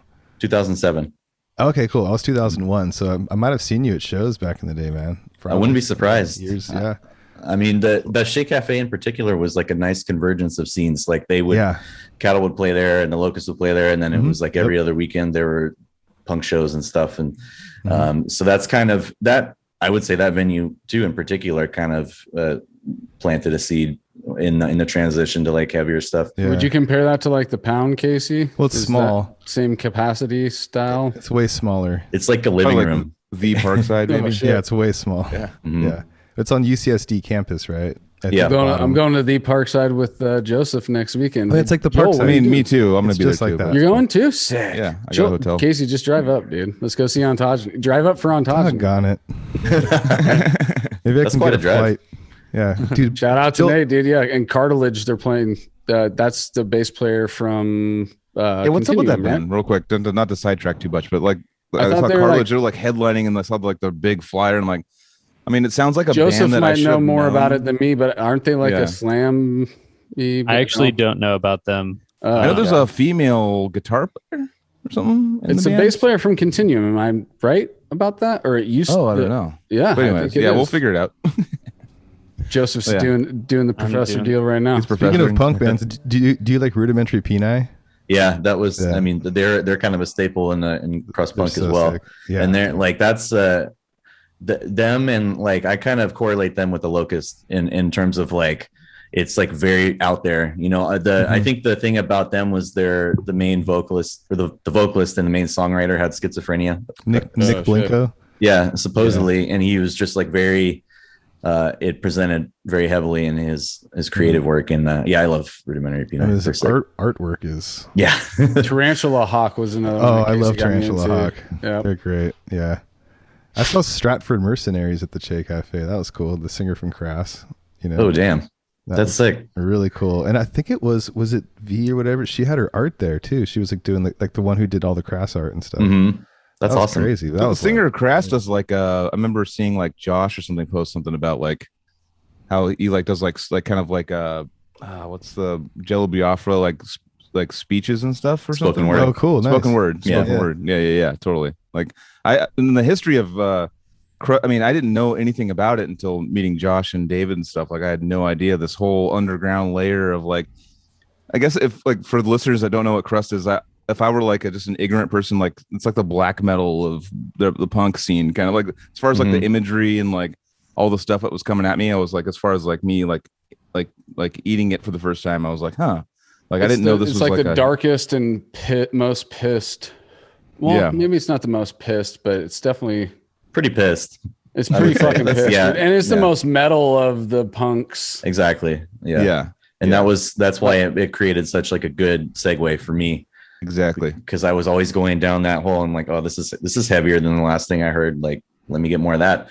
And then eventually it transitioned from crust punk to grindcore. Like I heard Napalm Death for the first time, and Barney Greenway that's a natural progression, right? Yeah, there. Absolutely. And so it was just one thing after the other, these little stepping stones, and I was internalizing all these things while like, if you can say this, it sounds stupid to say, but like outwardly identifying as like a punk kid all the while, but like really curious about extreme metal and like, how do I, but mind you, this was aside from a couple touch points and like from outside and a couple really integral ones, like where people in the punk scene would introduce me to a specific song or whatever. Aside from that, it was like totally a solo journey. So I had no like wind to sail by. I had no idea what I was doing. It was like I would just go down a rabbit hole on the internet and click on every link that looked interesting or every logo that looked brutal as fuck and like and see where that took me.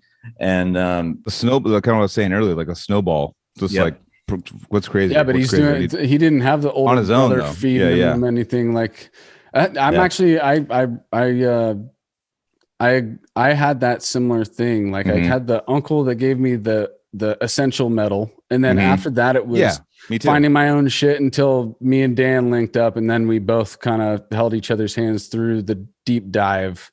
But all right, I don't even know why. It really helps with it does help, dude, having like a friend too. Yeah. That you're like bouncing shit off of. And so you're doing you're it trying solo, to like one up. He's talking about doing it solo though. Like he had everybody else. He was a his image was punk. He was in the punk scene, but underneath he's like, what's up with this? For me and Carrie, it was like competition based. It's like, dude, I got this album. Like, this is my name on it now. This is mine. I found it. Like, you know what I mean? You know what I mean? It was like back then it was like trying to like one up each other constantly. He still has that. Joel still has it. He thinks he found Dreamer, dude.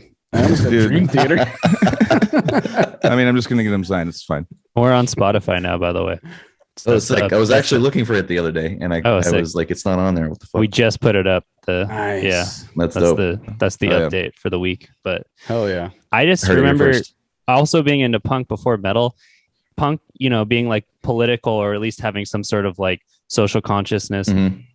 Metal, it feels like, okay, like, is this like okay? It's like there's some like you know, like there's all this stuff you got to be a little concerned about, and so it's not as like easy to get into in some ways. Dude. I didn't even think about that. That's totally good thing. I mean, good point to bring up is like, you really have to make the dive into metal from that position.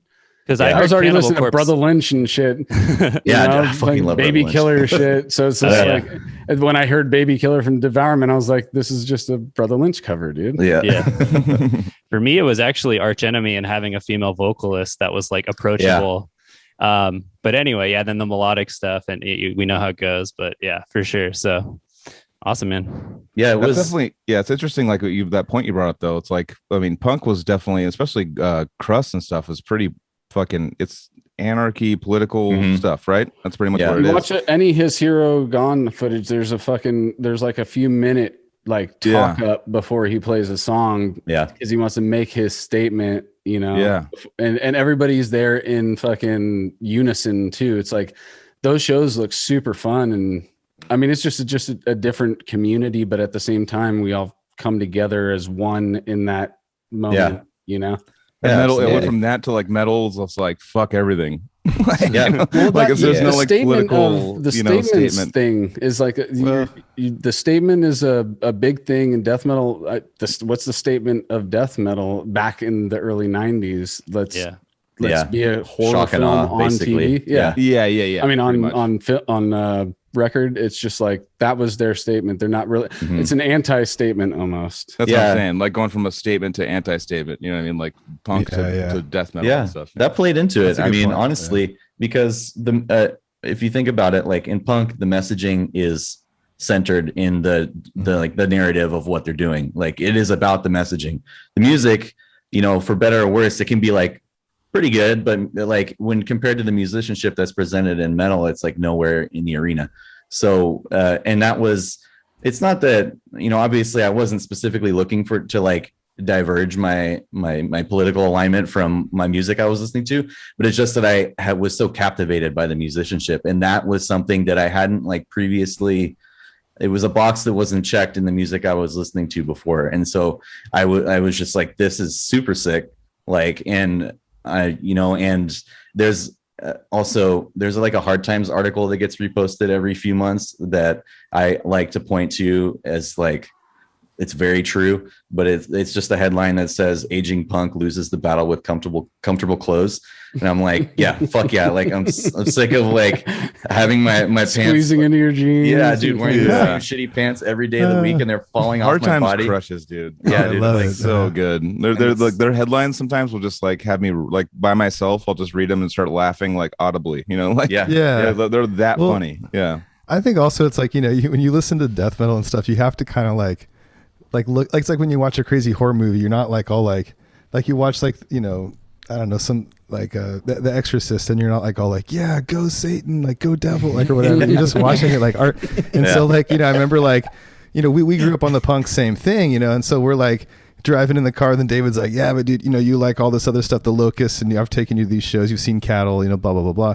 But check this out, here's the first Deicide album, and we're driving around and we're just laughing, but it's like we're loving it because it's like, you know, Hail Satan, all this shit the whole time, but we're just like listening to it, like kind of cracking up, but at like the same time just going like, we get it, it's like art, it's like, you know what I mean, it's not like we're taking it literally like, okay, now this is what we're into, we believe this and we're gonna do this. It's like, never, dude, I've never everyone's. I just laugh at it. I'm just. It's funny with metal, like it's like with the Satan thing. art. Like it's made me like I've like been like Satan, but like I'm never like Satan like organically in my soul. Like I've never been like that. Like, I don't it is care like a about default, Satan. right? It's a default thing. Like the metalhead, and you're just like, yeah, dude, I'll go with Satan every time. It's like, dude, anytime Satan's in the mix, I'm on that team. Yeah, yeah, exactly. It's like, dude, that guy, that music is behind it, dude. Satan's the sickest, dude. Yeah.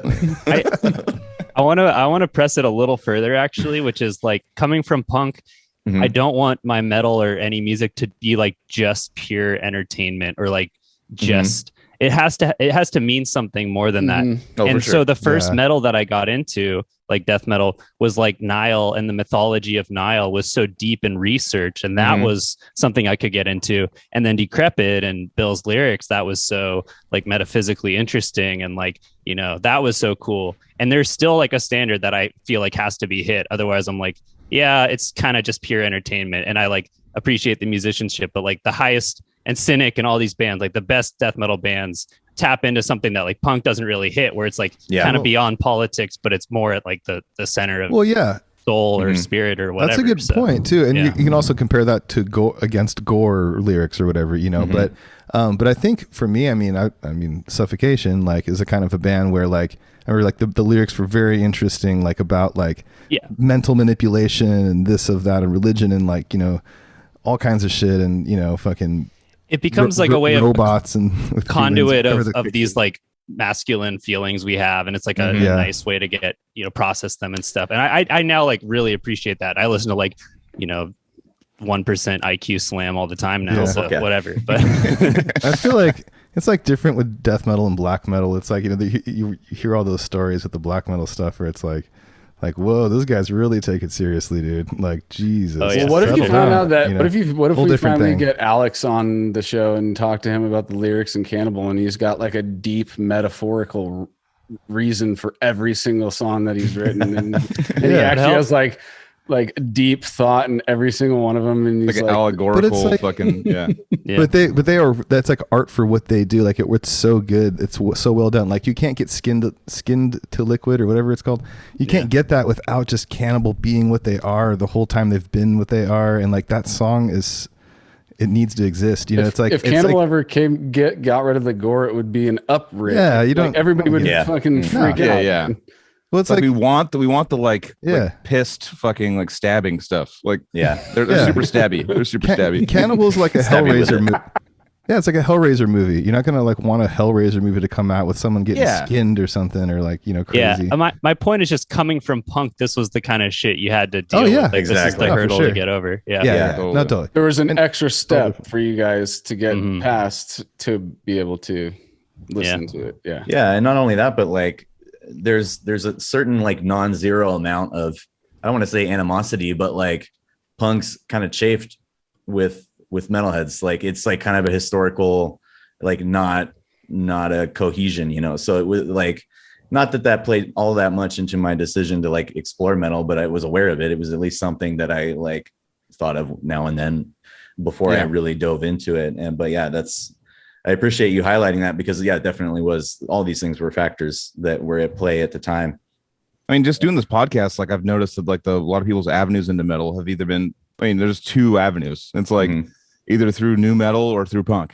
Like there's two avenues where that starts. It's like they take one route, like depending on where they were influenced by, and then they want to go crazier in whatever specific genre, punk or new metal or whatever. Like, well, the old school way was like thrash, kind of, right? You know, like old school, As far as we're like just my a little younger, generation, so still, like you think it go back even further. It went punk, then crossover, hardcore, thrash. You know, But I wasn't even old enough to go from thrash to.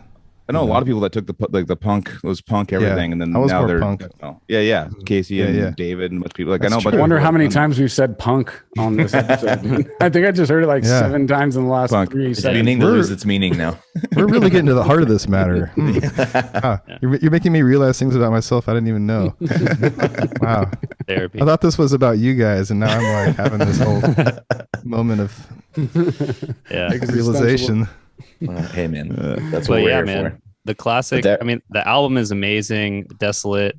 So what are the lyrics like about on that? Like, what's about like the theme? Since we're talking about If would you the themes on the album? Yeah. Well, it's like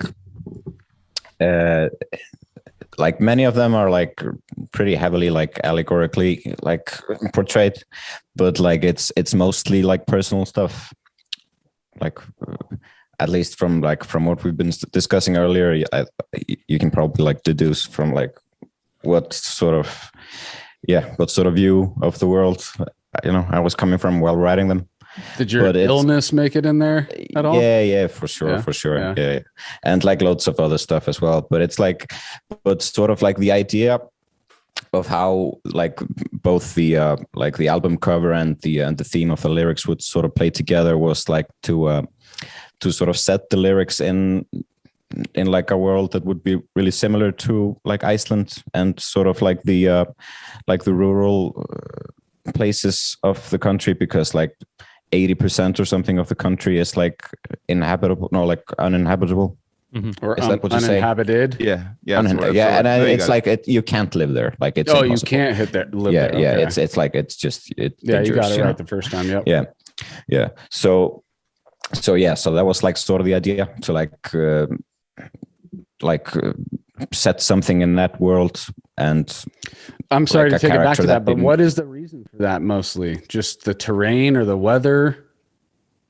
Yeah, like it's both that, and it's also just like dealing with the weather and how this country is sort of just is tough, like every day. Like I know that Icelanders, like if they would hear me say this, they would be like, talking about like some pussy, because this is like a very like hard working, like if you like that's have the any type of country that builds that resilience. Sure. And going back to the heritage, like all that, it's totally, like built into the human from that area is like one specific type of human just upgraded over centuries. For sure. Mm-hmm. So like I often have conversations still with people like you think it's like everything here is just working out fine. Like, for example, like I've gone to the NAMM show like every year, like for a while. Like I work at a music store, like me and my dad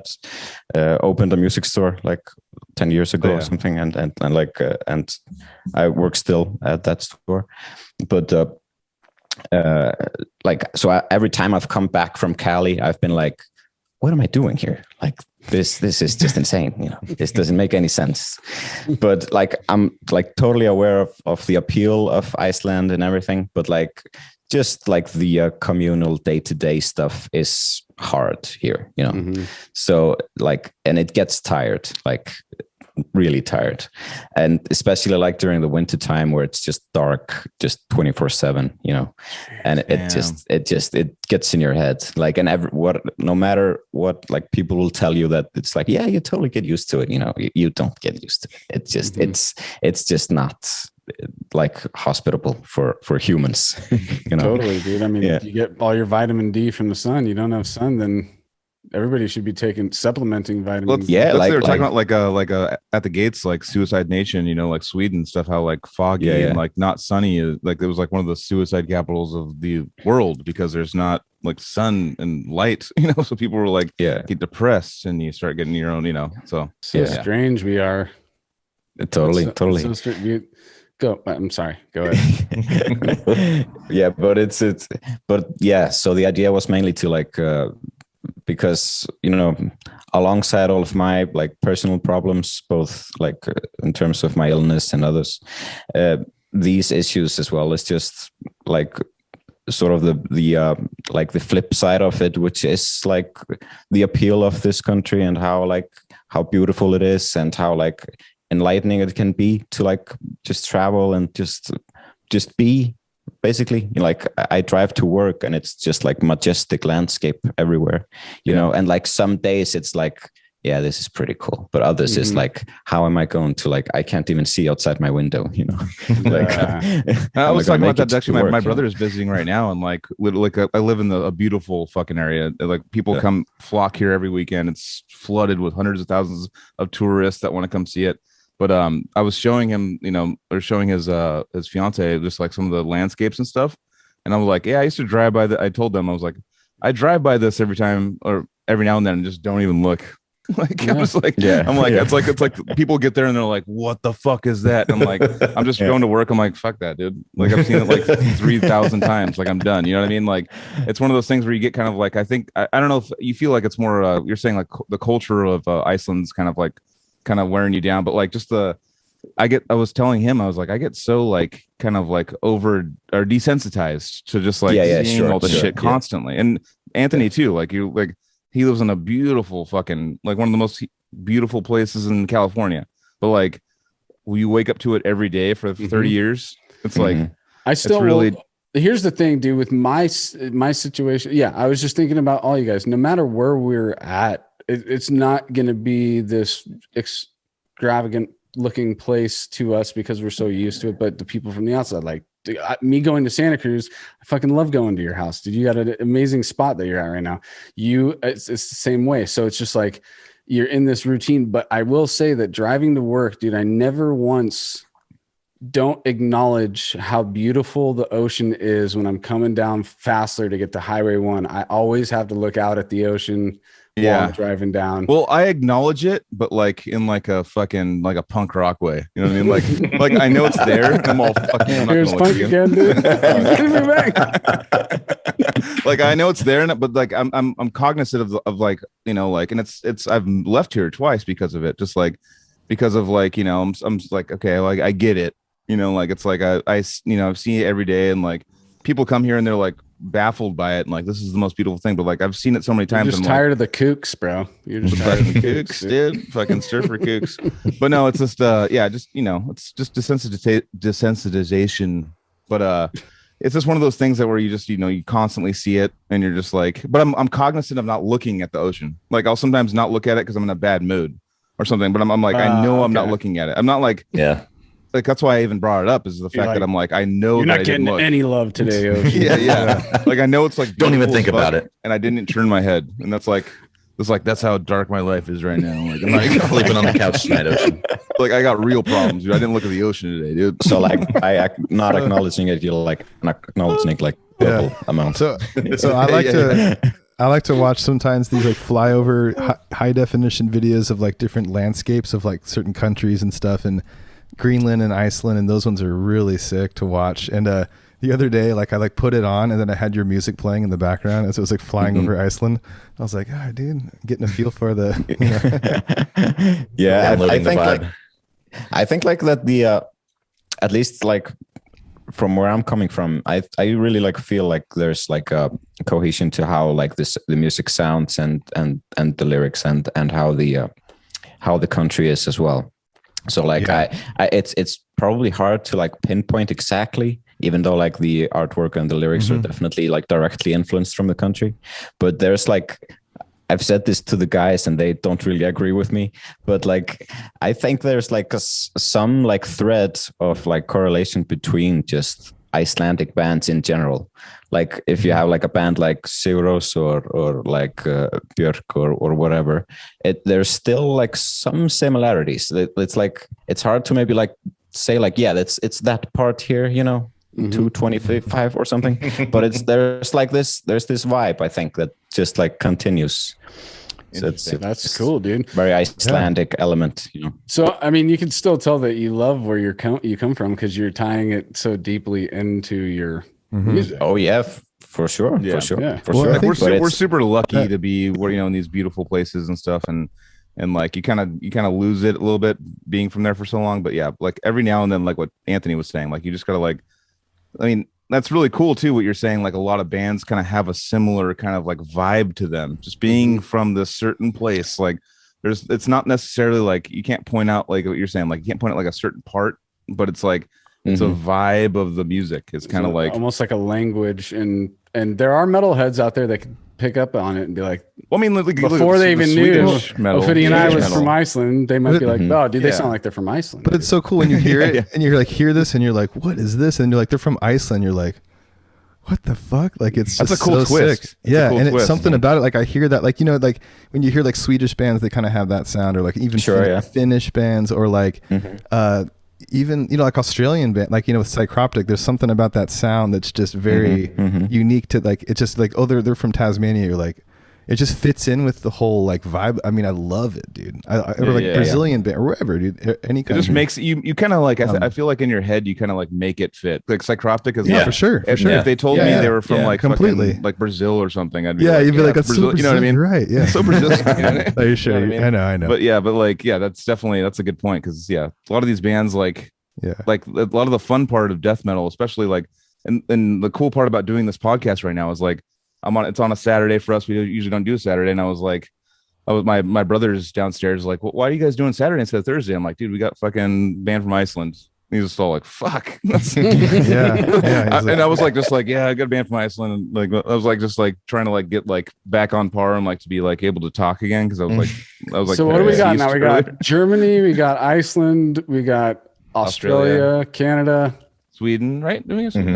Yeah. Oh yeah. That's fun. Jeez, dude. We're getting the tentacles out there, dude. Yeah, this is so cool, man. I mean, we love it. This opportunity to do this and just talk to you guys on a Saturday and like, it's so cool to like reach our fucking like you said, tentacles out there and just like, oh, we're just touching the other side of the earth real quick, and I'm gonna go back to my life when we're done. You guys are as well, and then it's like part of my day. It was like the coolest thing for me. Like our friend Josh, who was just like sending us. He like told us about you guys, like I said, and just sent us like the thing and kept hitting me. And then like a couple of weeks later, you know, I was just like, hey dude, check it out. They're going to be on. We're so stoked. And he was just like, what the fuck? Like, so he's all stoked right now about it. And we're stoked about it. So we love your music, and we were just so stoked to have you guys on and talk about it and stuff. And we want people to know about it. That's part of it too. Is like everyone needs to check this album out. I mean, I'm just stoked that like it's still so new to me. So I'm like, I don't even know the song names yet. Like, and right before the podcast, because like, you know, I had a long night last night. Now I usually listen to the band before I go on the podcast. So I threw it on my Alexa right before I came up here. And my brother's like, Jesus Christ, what the fuck is like? He was like, because he showed me all my music. Like, it's cool that he's here. He's been here. You know, dude, we didn't even bring that up in that section of there was totally a part of that section where you could have brought that up. Yeah, I mean, it's like the older brother. He showed me like, you know, all the things, all the DSI. I mean, he used to drum too. He used to be in like a. He's a guitar player.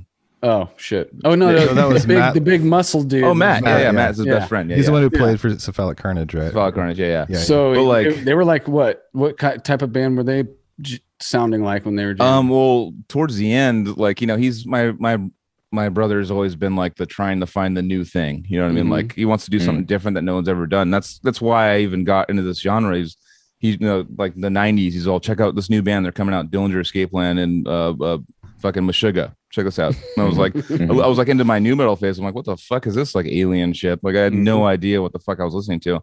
But he was always like, he's always ahead of like what's going on. But he was like, Matt Loftus and him had a band that was improvisational death metal. It was like improv death metal. It's like back in the like 95, 96 they were doing it. Like they'd like go to shows and just like fucking, it'd be a drummer and they just go and just jam, like fucking look at each other and just jam, you know, like that's what I want to do. I'm all about it. That's what I'm saying. When you want to start this. Yeah, dude. Let's do a show next. Dude, you want to play on the 2nd? Dude, I have a show booked for my student fans, Joseph.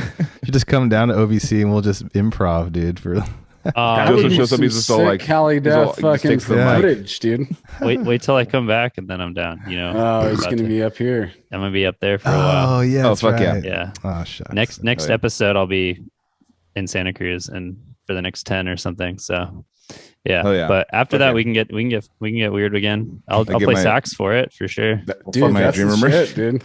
Yeah. Well, props to your brother for doing that back in the day. I like forgot about that. It's sick. No, he was like, I mean, like really influential. Actually, he showed me a band. I forget the name. He's like, check out this band, dude. It's like from '94, and it was like a funk, brutal death metal band that was from New Mexico.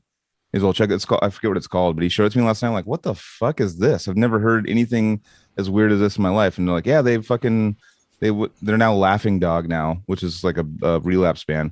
But like, I've heard that name, yeah, but like it was like members of that band was in this other band. Funky. It was like a funk slap bass, but then it would go into like the most brutal deicide death metal, and then go like old school like sick deicide style. And like, it's I was like like, what the Candiria fuck? with the jazz and the hardcore. Exactly. And I was like, he's just got all these gems. I'm just trying to pick all the gems out before he takes off, you know? But fuck yeah, dude. You guys, sorry. That's all good. I'm going Yeah, on. totally. We're going Totally. weeds. Dude. We're on the weeds. So do you guys got any plans like to play, or did you bring that up? I can't remember if we touched on that, but any tour shows or there's not really anything planned like right now. Yeah. But of course, like with the world hopefully getting back to like any resemblance of normal, like we're definitely hoping to get back and continue, because like the album was finished like almost 2 years ago, like just completely. And we sort of like decided that like maybe we should like try and wait this out. But then of course there was like a period where we sort of like, this isn't going anywhere, you know, anytime soon. So it just makes sense to like release it basically. We didn't even talk about how you guys hooked up with Season of Mist. How'd that go down? That was the like Raki, the drummer. He has like a black metal project which he sort of founded like while we were working through our stuff. It's a really cool band. Hellfro. What's it called? Hellfro. Nice. Yeah. It's really cool. Him and Simon are doing that like on the side, and I think they're working on a new album right now actually. Like the festival that's in Iceland called Eistnaflug, which John came and saw. Like, did you come twice or was it one time? Just once, 2013, I believe. Yeah. So like Michael of Season of Mist was like a frequent guest of theirs, and like Walter at Roadburn as well. So like it was sort of like they had like a pretty good lineup of like industry people who like came and visited this festival. I think like that particular festival and like that selection of people was like really like important in being able to like establish Icelandic music abroad, because like there was a long time like before that where like there was nothing visible like globally from Iceland. So that seems to be something that just sort of like happened almost like overnight, but like in 2 years, like or so. So we like knew Michael actually. Like the first time like I met him, like Ophidian was like, we just gotten back from that Wacken gig, and Raki was like, so we'll do Eistnaflug as well, and then like I'm off to like Beneath again. And we were like, sure, let's do it. And like me and Simon like walked up to Michael like after the gig, like the day after I think though, and like Michael just like looks at us and he's like, I already have the best technical death metal band in the world, Archspire. I don't need you guys. And we're like, we're just gonna say hi, dude. But he's like, greetings. Greetings. He's like, hey, fuck you. Then I got to know him later, and he's like a super cool guy. Like, so it's all good, you know. But like, so Raki just hit him up basically, like pretty casually, and just because Michael is a drummer himself, so like they've clicked like before on another level. And he just was super into that band, so he like released it there. And when we had finished the album, we like got in touch with like our current manager, Ula, whom is like a former I don't remember what his title was, but he used to work for Century Media. But like he sort of like handled all of the communications in consideration for the release of the album. And like A&R, is that? Basically, yeah. So like there were a few other labels that were like on our radar as well, but like, you know, it just made so much sense to do it with his Season of Mist, because Raki already had like his connections with them and like super positive experiences. Like it's like a really cool team that they have there. Yeah, they've been amazing. Yeah, totally. And like, so it just, there wasn't really anything else that made sense after like sort of like discussing that back and forth. So we just did that, and were super happy with it. And nice, dude. Like Michael was like super stoked on the album as soon as he heard it. He was like just like all in, like from the get-go, which is like pretty cool to have like the head of a label be like that much into the bands, you know. Yeah, dude, and we're all in on it too, dude. I know. Fuck. Yeah, that's awesome. That's awesome. Yeah, another band I got to get way into now. I thought like I, kind of had my heart on my hand on the pulse or whatever of like what's going on, like modern stuff. I was like, okay, yeah, and then I just heard your stuff, and I'm like, everything I've been like writing or doing is just shit. Like, or it's like not anything near this, dude. Definitely like, not shit, dude. It's gonna be fucking rad. I've heard the new but it's kind of like it's kind of like in that movie, like Mighty Ducks, like D2, when like they're like playing hockey, and then like the Icelandic team comes in and just kicks their ass. That's how I feel, dude. That's good. Perfect, dude. No, I feel like nowadays, like with technical death metal, I feel like because like there's so many genres. There's we like had the knuckle metal, puck, though, dude. We had the knuckle puck. Yeah, the knuckle Sorry, puck. that was late. No, that was so late. I was trying to figure out what it was called, dude. I'm in my head while you're talking like slap shot, slap fucking puck, dude. Knuckle slap fucking. You're knuckle fuck, right? But no, but like there's like with like technical death metal, like like there's metal so genre specific, and there's like 50 genres in one genre kind of thing. I feel like in the future, like now with like hearing bands like you guys and hearing other bands like these crazy technical bands coming out, there's going to be like subgenres of technical death metal.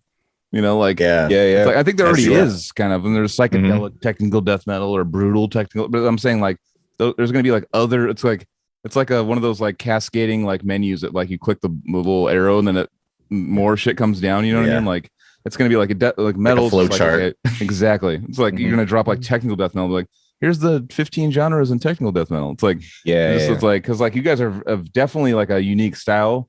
Of like a bunch of influences and like you can hear it's like I don't know what to call it besides I feel like used to call everything death metal back in the day now, but now like you don't want to call like technical death metal. I mean that's like unique as fuck. Like technical death metal, you know what I mean? Like it's gonna be like it's just gonna keep going to like fucking like keep cascading. It's like this is technical fucking hip hop death metal. Like, it's just gonna keep. I'd like going, to hear that, dude. Yeah. Lay it on But me. yeah, no, I definitely feel like you guys have a cool, like, unique style. That's like I feel weird just classifying it as technical death metal. You know what I mean? Like, it's obviously technical, but it's like there's another, like what I was talking about with Phil from a First Fragment. I was like, you guys are like power tech death, or like like it's like it's like a different style that I want to describe to people, not just like be like, oh, there's this band that are technical death metal. It's like you know, it's something it's different. Brutal, definitely brutal, but it's. I mean, I think that it's kind of like what Dennis from Spawn and Possession was talking about, where he's like, we always want to put something out that's like pushing like this gnarly limit, like that's just always being pushed. Like, and if we don't do that, then we're not going to even bother. Thing, or it's a different project or whatever. And I feel like, and I was like hearing your stuff, and you know, and that like it's obviously influenced by everything, just like all of us are. You know, we're always influenced by different stuff, but that like unrelenting, just like pushing, and it's like. It's kind of like listening to Spawn in a sense like that, where it's just so insane and rad and perfect, and then it breaks down so good, and it's just like you're like I'm not driving in my car, and I'm like, what the fuck, dude? Like, dude, you should have seen those just to back up Casey about what he's talking about. Like, I've never seen Casey, and I don't want to shit on any past guests or anything. I'm not trying to do that, but I've never seen Casey so excited about a band, like sending us like so many fucking like dude they're coming out like all the time. He was like so excited, like, and I was like I remember I heard you guys, like I said, on the radio kind of Spotify thing that came on. I was like, they're fucking insane. But like Casey was like so excited. He was like sending us like constant stuff, and I'm like, I haven't seen Casey like that in a long time. You know, that means a lot. That means, I mean, coming from you guys too, like you have like no small pedigree. I mean, I listened to y'all's music growing up, and like your influences are in there as well. So like you're part of it, like for truly. And so it, like hearing that stuff from you guys is super awesome. Well, that's amazing to hear too. You guys are onto something, man. You guys are onto something that you guys are gonna. I feel like my prediction. It's not. I mean, I don't want to predict anything, but I feel like Black Dahlia is gonna pick you guys up on a tour or something. I would say that fit perfect. That would be like something. I'm just gonna send it to Trevor. He probably already knows you guys.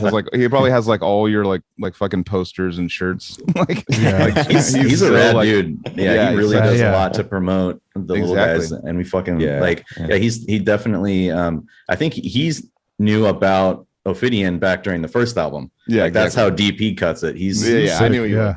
Yeah. I mean, I can't show him anything. Those guys are the best, dude. Like, those types of dudes who are in the upper echelon, the 1%ers of death metal that still fucking pay attention, to what's going on in the underground because they know that they were in the underground. There's been multiple times where I try to show him something and he'll just like send me like a picture of like the album in his hand. He's like, here's me with the vocalist, dude. Here's me kissing his neck, dude. Fuck you. He's like, oh yeah, I sing a guest vocal on track 3 of that album.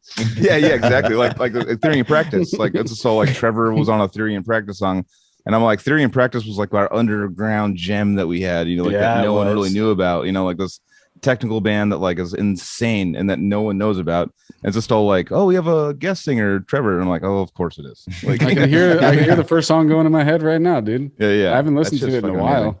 Dude, I want to try to get those guys on. That'd be weird. Hell, that would be sick, dude. Actually, I'm saying in a good way. I'm Facebook friends with the drummer, so Frederick. Boom. We'll work on that. But yeah, that'd be cool. Like the Spawn of Possession, like getting you guys on stuff and like seeing all your influences stuff with Spawn of Possession stuff. Like me, like contacting Dennis and him, like fuck yeah, I'm down. I was like, I got like nervous. It's getting like out of everyone, like out of everyone that like any big time like fucking playing in front of thousands of people band. Dennis coming on, I was like, fuck. Well, like, dude, it's so funny that we're coming up on a year of this and we're still like, whoa, dude, that was easier than I thought it was going to be to get that band. I can't imagine, because like seeing like his name pop up was like right away, just like super intriguing. Just like what? Like such a great dude too.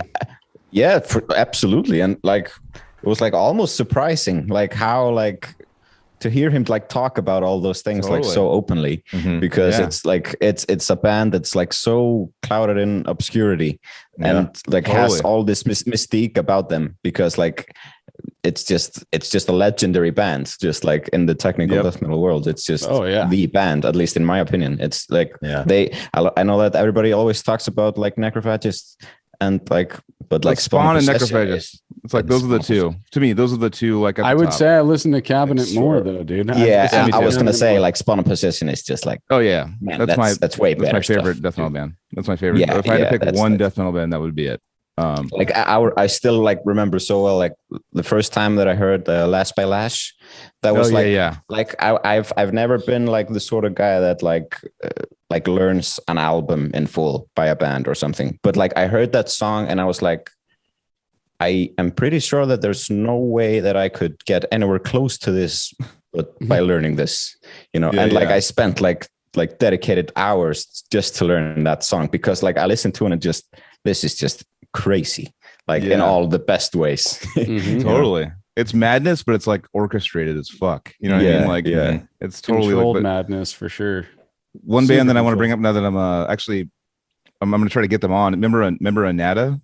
Anata. Like I want to actually, because they're like a defunct, not project anymore. It'd be really cool to get them on, right? John, weren't you like writing something about that band like the other day? Like, that's Simon. That's Simon. Oh, okay. Yeah. We're like doing like an article for something. I don't remember what. I feel like that would be kind of like one of those Dennis Spawn things. If I can get Anata on, like get like Frederick from Anata on there. I mean, I was friends with them back in the day, like just online, but like. Yeah, I trace it back to you. You turned me on to them. What was the first one? What was I forget what it's called. I forget, but the blue one, what is it? The Conductor's Departure. Yeah, like that album. Like, dude, if you like me being a deaf guy, like only having one ear, that's one of those ones that like if you listen to that album with one ear, it's just like there'll be parts where it's just all ding, ding, and like the other guitars like bouncing off of it. It's a completely different album with one ear. Like it's like they're bouncing off each other with all these weird harmonies and stuff. I'll like on the first fucking Unearth album, they have a song called My Desire, and they're like they're bouncing. They're like one side's doing a note every time, but like if you only hear like one side of it. It sounds like weird as fuck. You know? Yeah, it doesn't like, translate. Yeah. Totally. Yeah. And well, I learned to have to listen that way because I'd have to have one ear open at work to make sure no fucking car is gonna fall on me or something. Yeah. I actually had to like, I would listen to an album and then like later on I'd go purposefully the other ear just to have a different experience. Just memorize how each ear sounds and just play it in your head. Having John and Daniel on. Okay, so we talked about like, you know, like getting Dennis on, that was like a gold mine or something.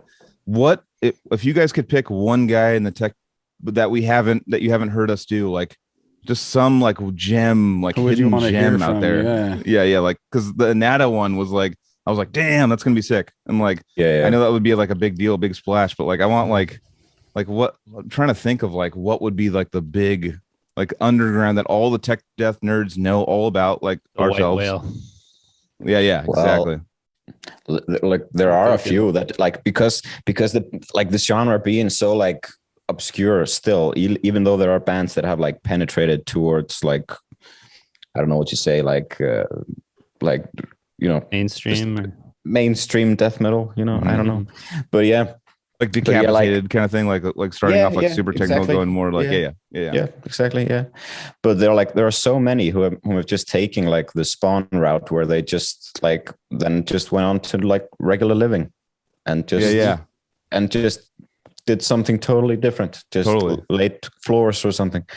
But like I know that like even though it's like not a particularly old band or anything with like probably not a lot of history, but like Anton Svedin from like Surreption, like the first, that's what I was going to say too. That was like that guy still like intrigues me a lot, because like there's just like these few videos of him, and like just those were like, I remember like seeing them the first time and I was like, this is like so tight that it just doesn't make sense. Well, to be honest with you, like as far as like Surreption goes, like you hear it in so many bands now. Like the Surreption style has been like actually adopted by like absolutely. I mean, I'm like Entheos and stuff. I'm like, that's you got Surreption stuff in there, and like Zenith Passage is very like all these bands are coming from like Surreption, like, but they're you know, it's like it's kind of a big influence in a lot of these new bands.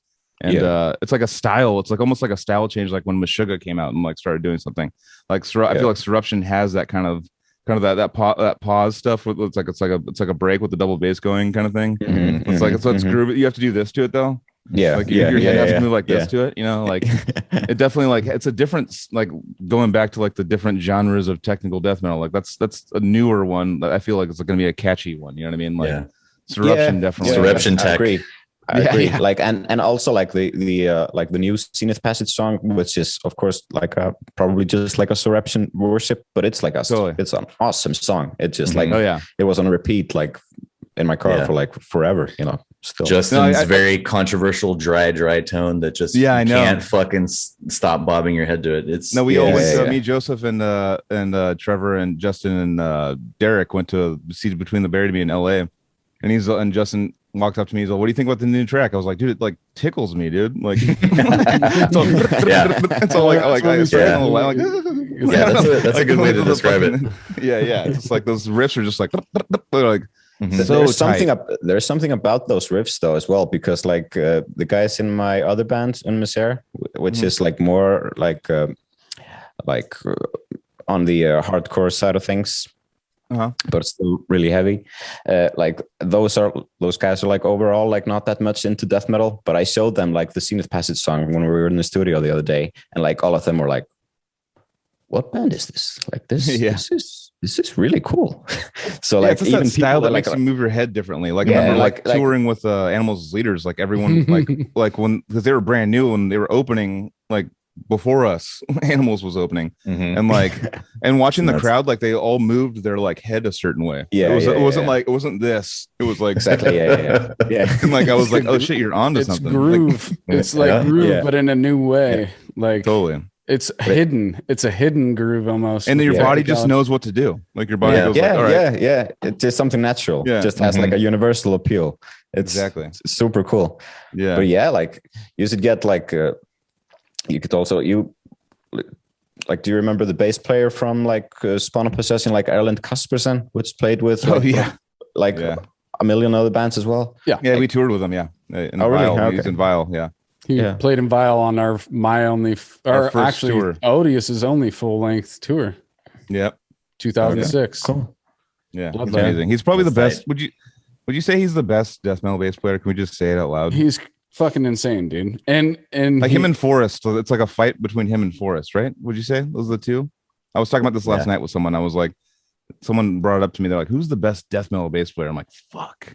I don't know. Erlen can party better than whoever you're about to say, though. So yeah, Erlen can black out. Erlen wins, dude. Yeah, exactly. Not the Vulture. Yeah.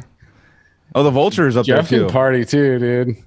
So, but Erlen's like on a different, like it's listen like to me. I'm not even judging these people on how they play their instrument. I'm just like, dude, he could fucking party, dude. Watching Trevor, because Trevor's a bass player, like my best friend roommate guy over here. He's a bass player, and he like watches those bass with me, and he's like watches Erlen. He's like, that's not like what the fuck is that? Those Spawn videos that he recorded. He does the four fingers, like he was like it's perfect dude. Time. I feel like a conversation about death metal basses would be remiss to not acknowledge Scott Plummer, though. Rip. That guy was from Pyramia. That guy was a fucking madman. Totally. I remember like being younger, it was like seeing the Origin bass player. Remember when Mike? Mm-hmm. Seeing Mike like live, you're like, what the like he's just like he's like doing all those like super like gnarly twitches, and you're like, Jesus, like it's just like I don't know, but like Erlen to me, like he's in Igor now. You guys know Igor, like fucking insane band. Like he's in Spawn of Possession. He's in like he's in like the things, you know, like he's in all like the upper echelon of everything. His previous bands are interesting as fuck. Totally. What were those bands' names? I want to say Dr. Pickle or some shit like that. Yeah, something like that. It's like a fucking Mr. Bungle fucking like kind of band, like all over the place, avant-garde, funky. Fucking. He'd have that like one instrument that's got like that metal pole sticking up and like with a you put your hand there and stuff. Yeah. You do all that shit. No, he's Richard could fuck with one of those. He was fucking with at Dan's house. We're away in the weeds, dude. I'm now I'm bringing up going to Dan Egger's house in Oakland. But Erlen gave me a CD though of his like funk project. I think that's what it was. Like I think I still have it somewhere. Dr. Pickles or it's something like a burn CD. Close to that for sure. I know the pickle thing is right. Or I might be wrong. I don't know. Either way, dude, if Dr. Pickle is not a band name, like at this point, like it needs to be. I'm gonna say on that. The next Odious album is gonna be Dr. Pickle, dude.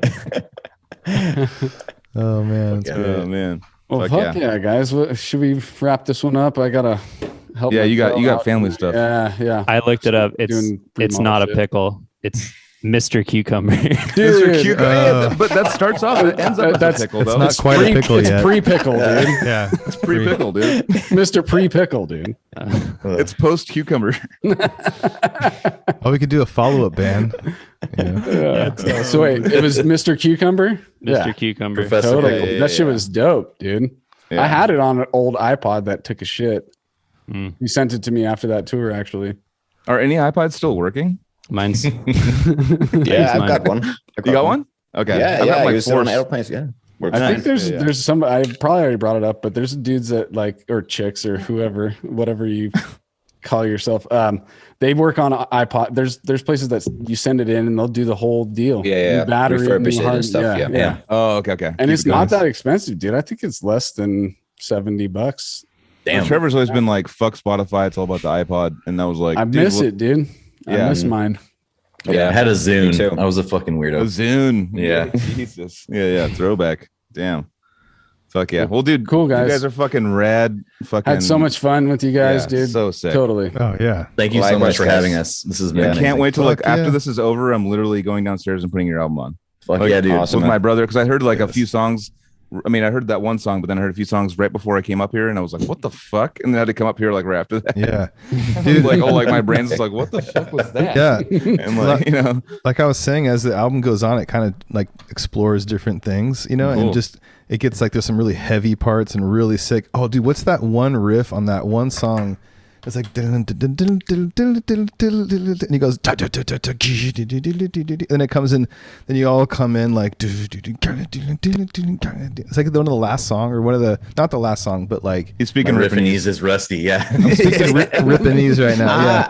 I think like you're talking about, just, I think it's like the second to last song on the album. Yeah, I think so. I think I know what you're talking about. Jupiter. Yeah. Oh, I love that more than one person knows Riffinese, because Dallas is the first time I heard it. Riffinese. I'm gonna find it right now. I have to find it. I think he might have said Ripponese, but I go between Riffinese. I thought it was Ripponese. Is it Riffinese? No, Riffinese makes it makes more sense. It's the same sense. Like, no, Ripponese is better. It's tomato. Dude. No, it was Dominion Eyes. Eyes. I think that one. I think that's the. I mean, I don't know if that's the. I'm correlating. Yeah, it's like the breakdown in that. That song. Yeah. That is a sick riff, dude. That's a good one. Casey's like, could you get a guitar and play it right now? I mean, if you want to, you can if you want. No, I gotta cut, guys. Yeah. Oh, we can stay on. Watch them get. Yeah, you guys wrap this shit up. You guys can do a post pod. I got family waiting, like sitting on a couch. Yeah, you do too. We got two family situations. They're gonna my enjoy brother's his birthday. He's on the couch right now. Now he gets to hear some Icelandic death metal. Yeah. For giving us your guys' Saturday afternoon too. Prime time Saturday time. Dude. Our pleasure. Oh yeah. It's totally worth it, dude. Totally worth it, dude. Mm-hmm. Fuck yeah, everybody, subscribers. I love you guys. I love all the new people that have come across because of Ophidian. If you haven't subscribed, hit that button, all that good shit. Joel, tell your brother happy birthday and rage on again. It's also my nephew's birthday. He's 2 today. Nice. Shout out to Jake. Young nephew. Future metalhead. Oh yeah. Daniel and John, thank you so much, dude. Thank you so much, dudes. Yeah, thank you. You guys have an awesome rest of your night. Well, Daniel, you're fucking, what is it, midnight? 1 o'clock in the morning now for you now? It's like Monday right now where Daniel is. He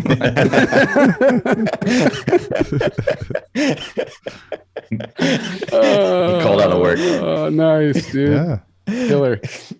All right, rock on, guys. We got some really cool stuff for you guys in the future. We will disclose it in the future. Have a great weekend.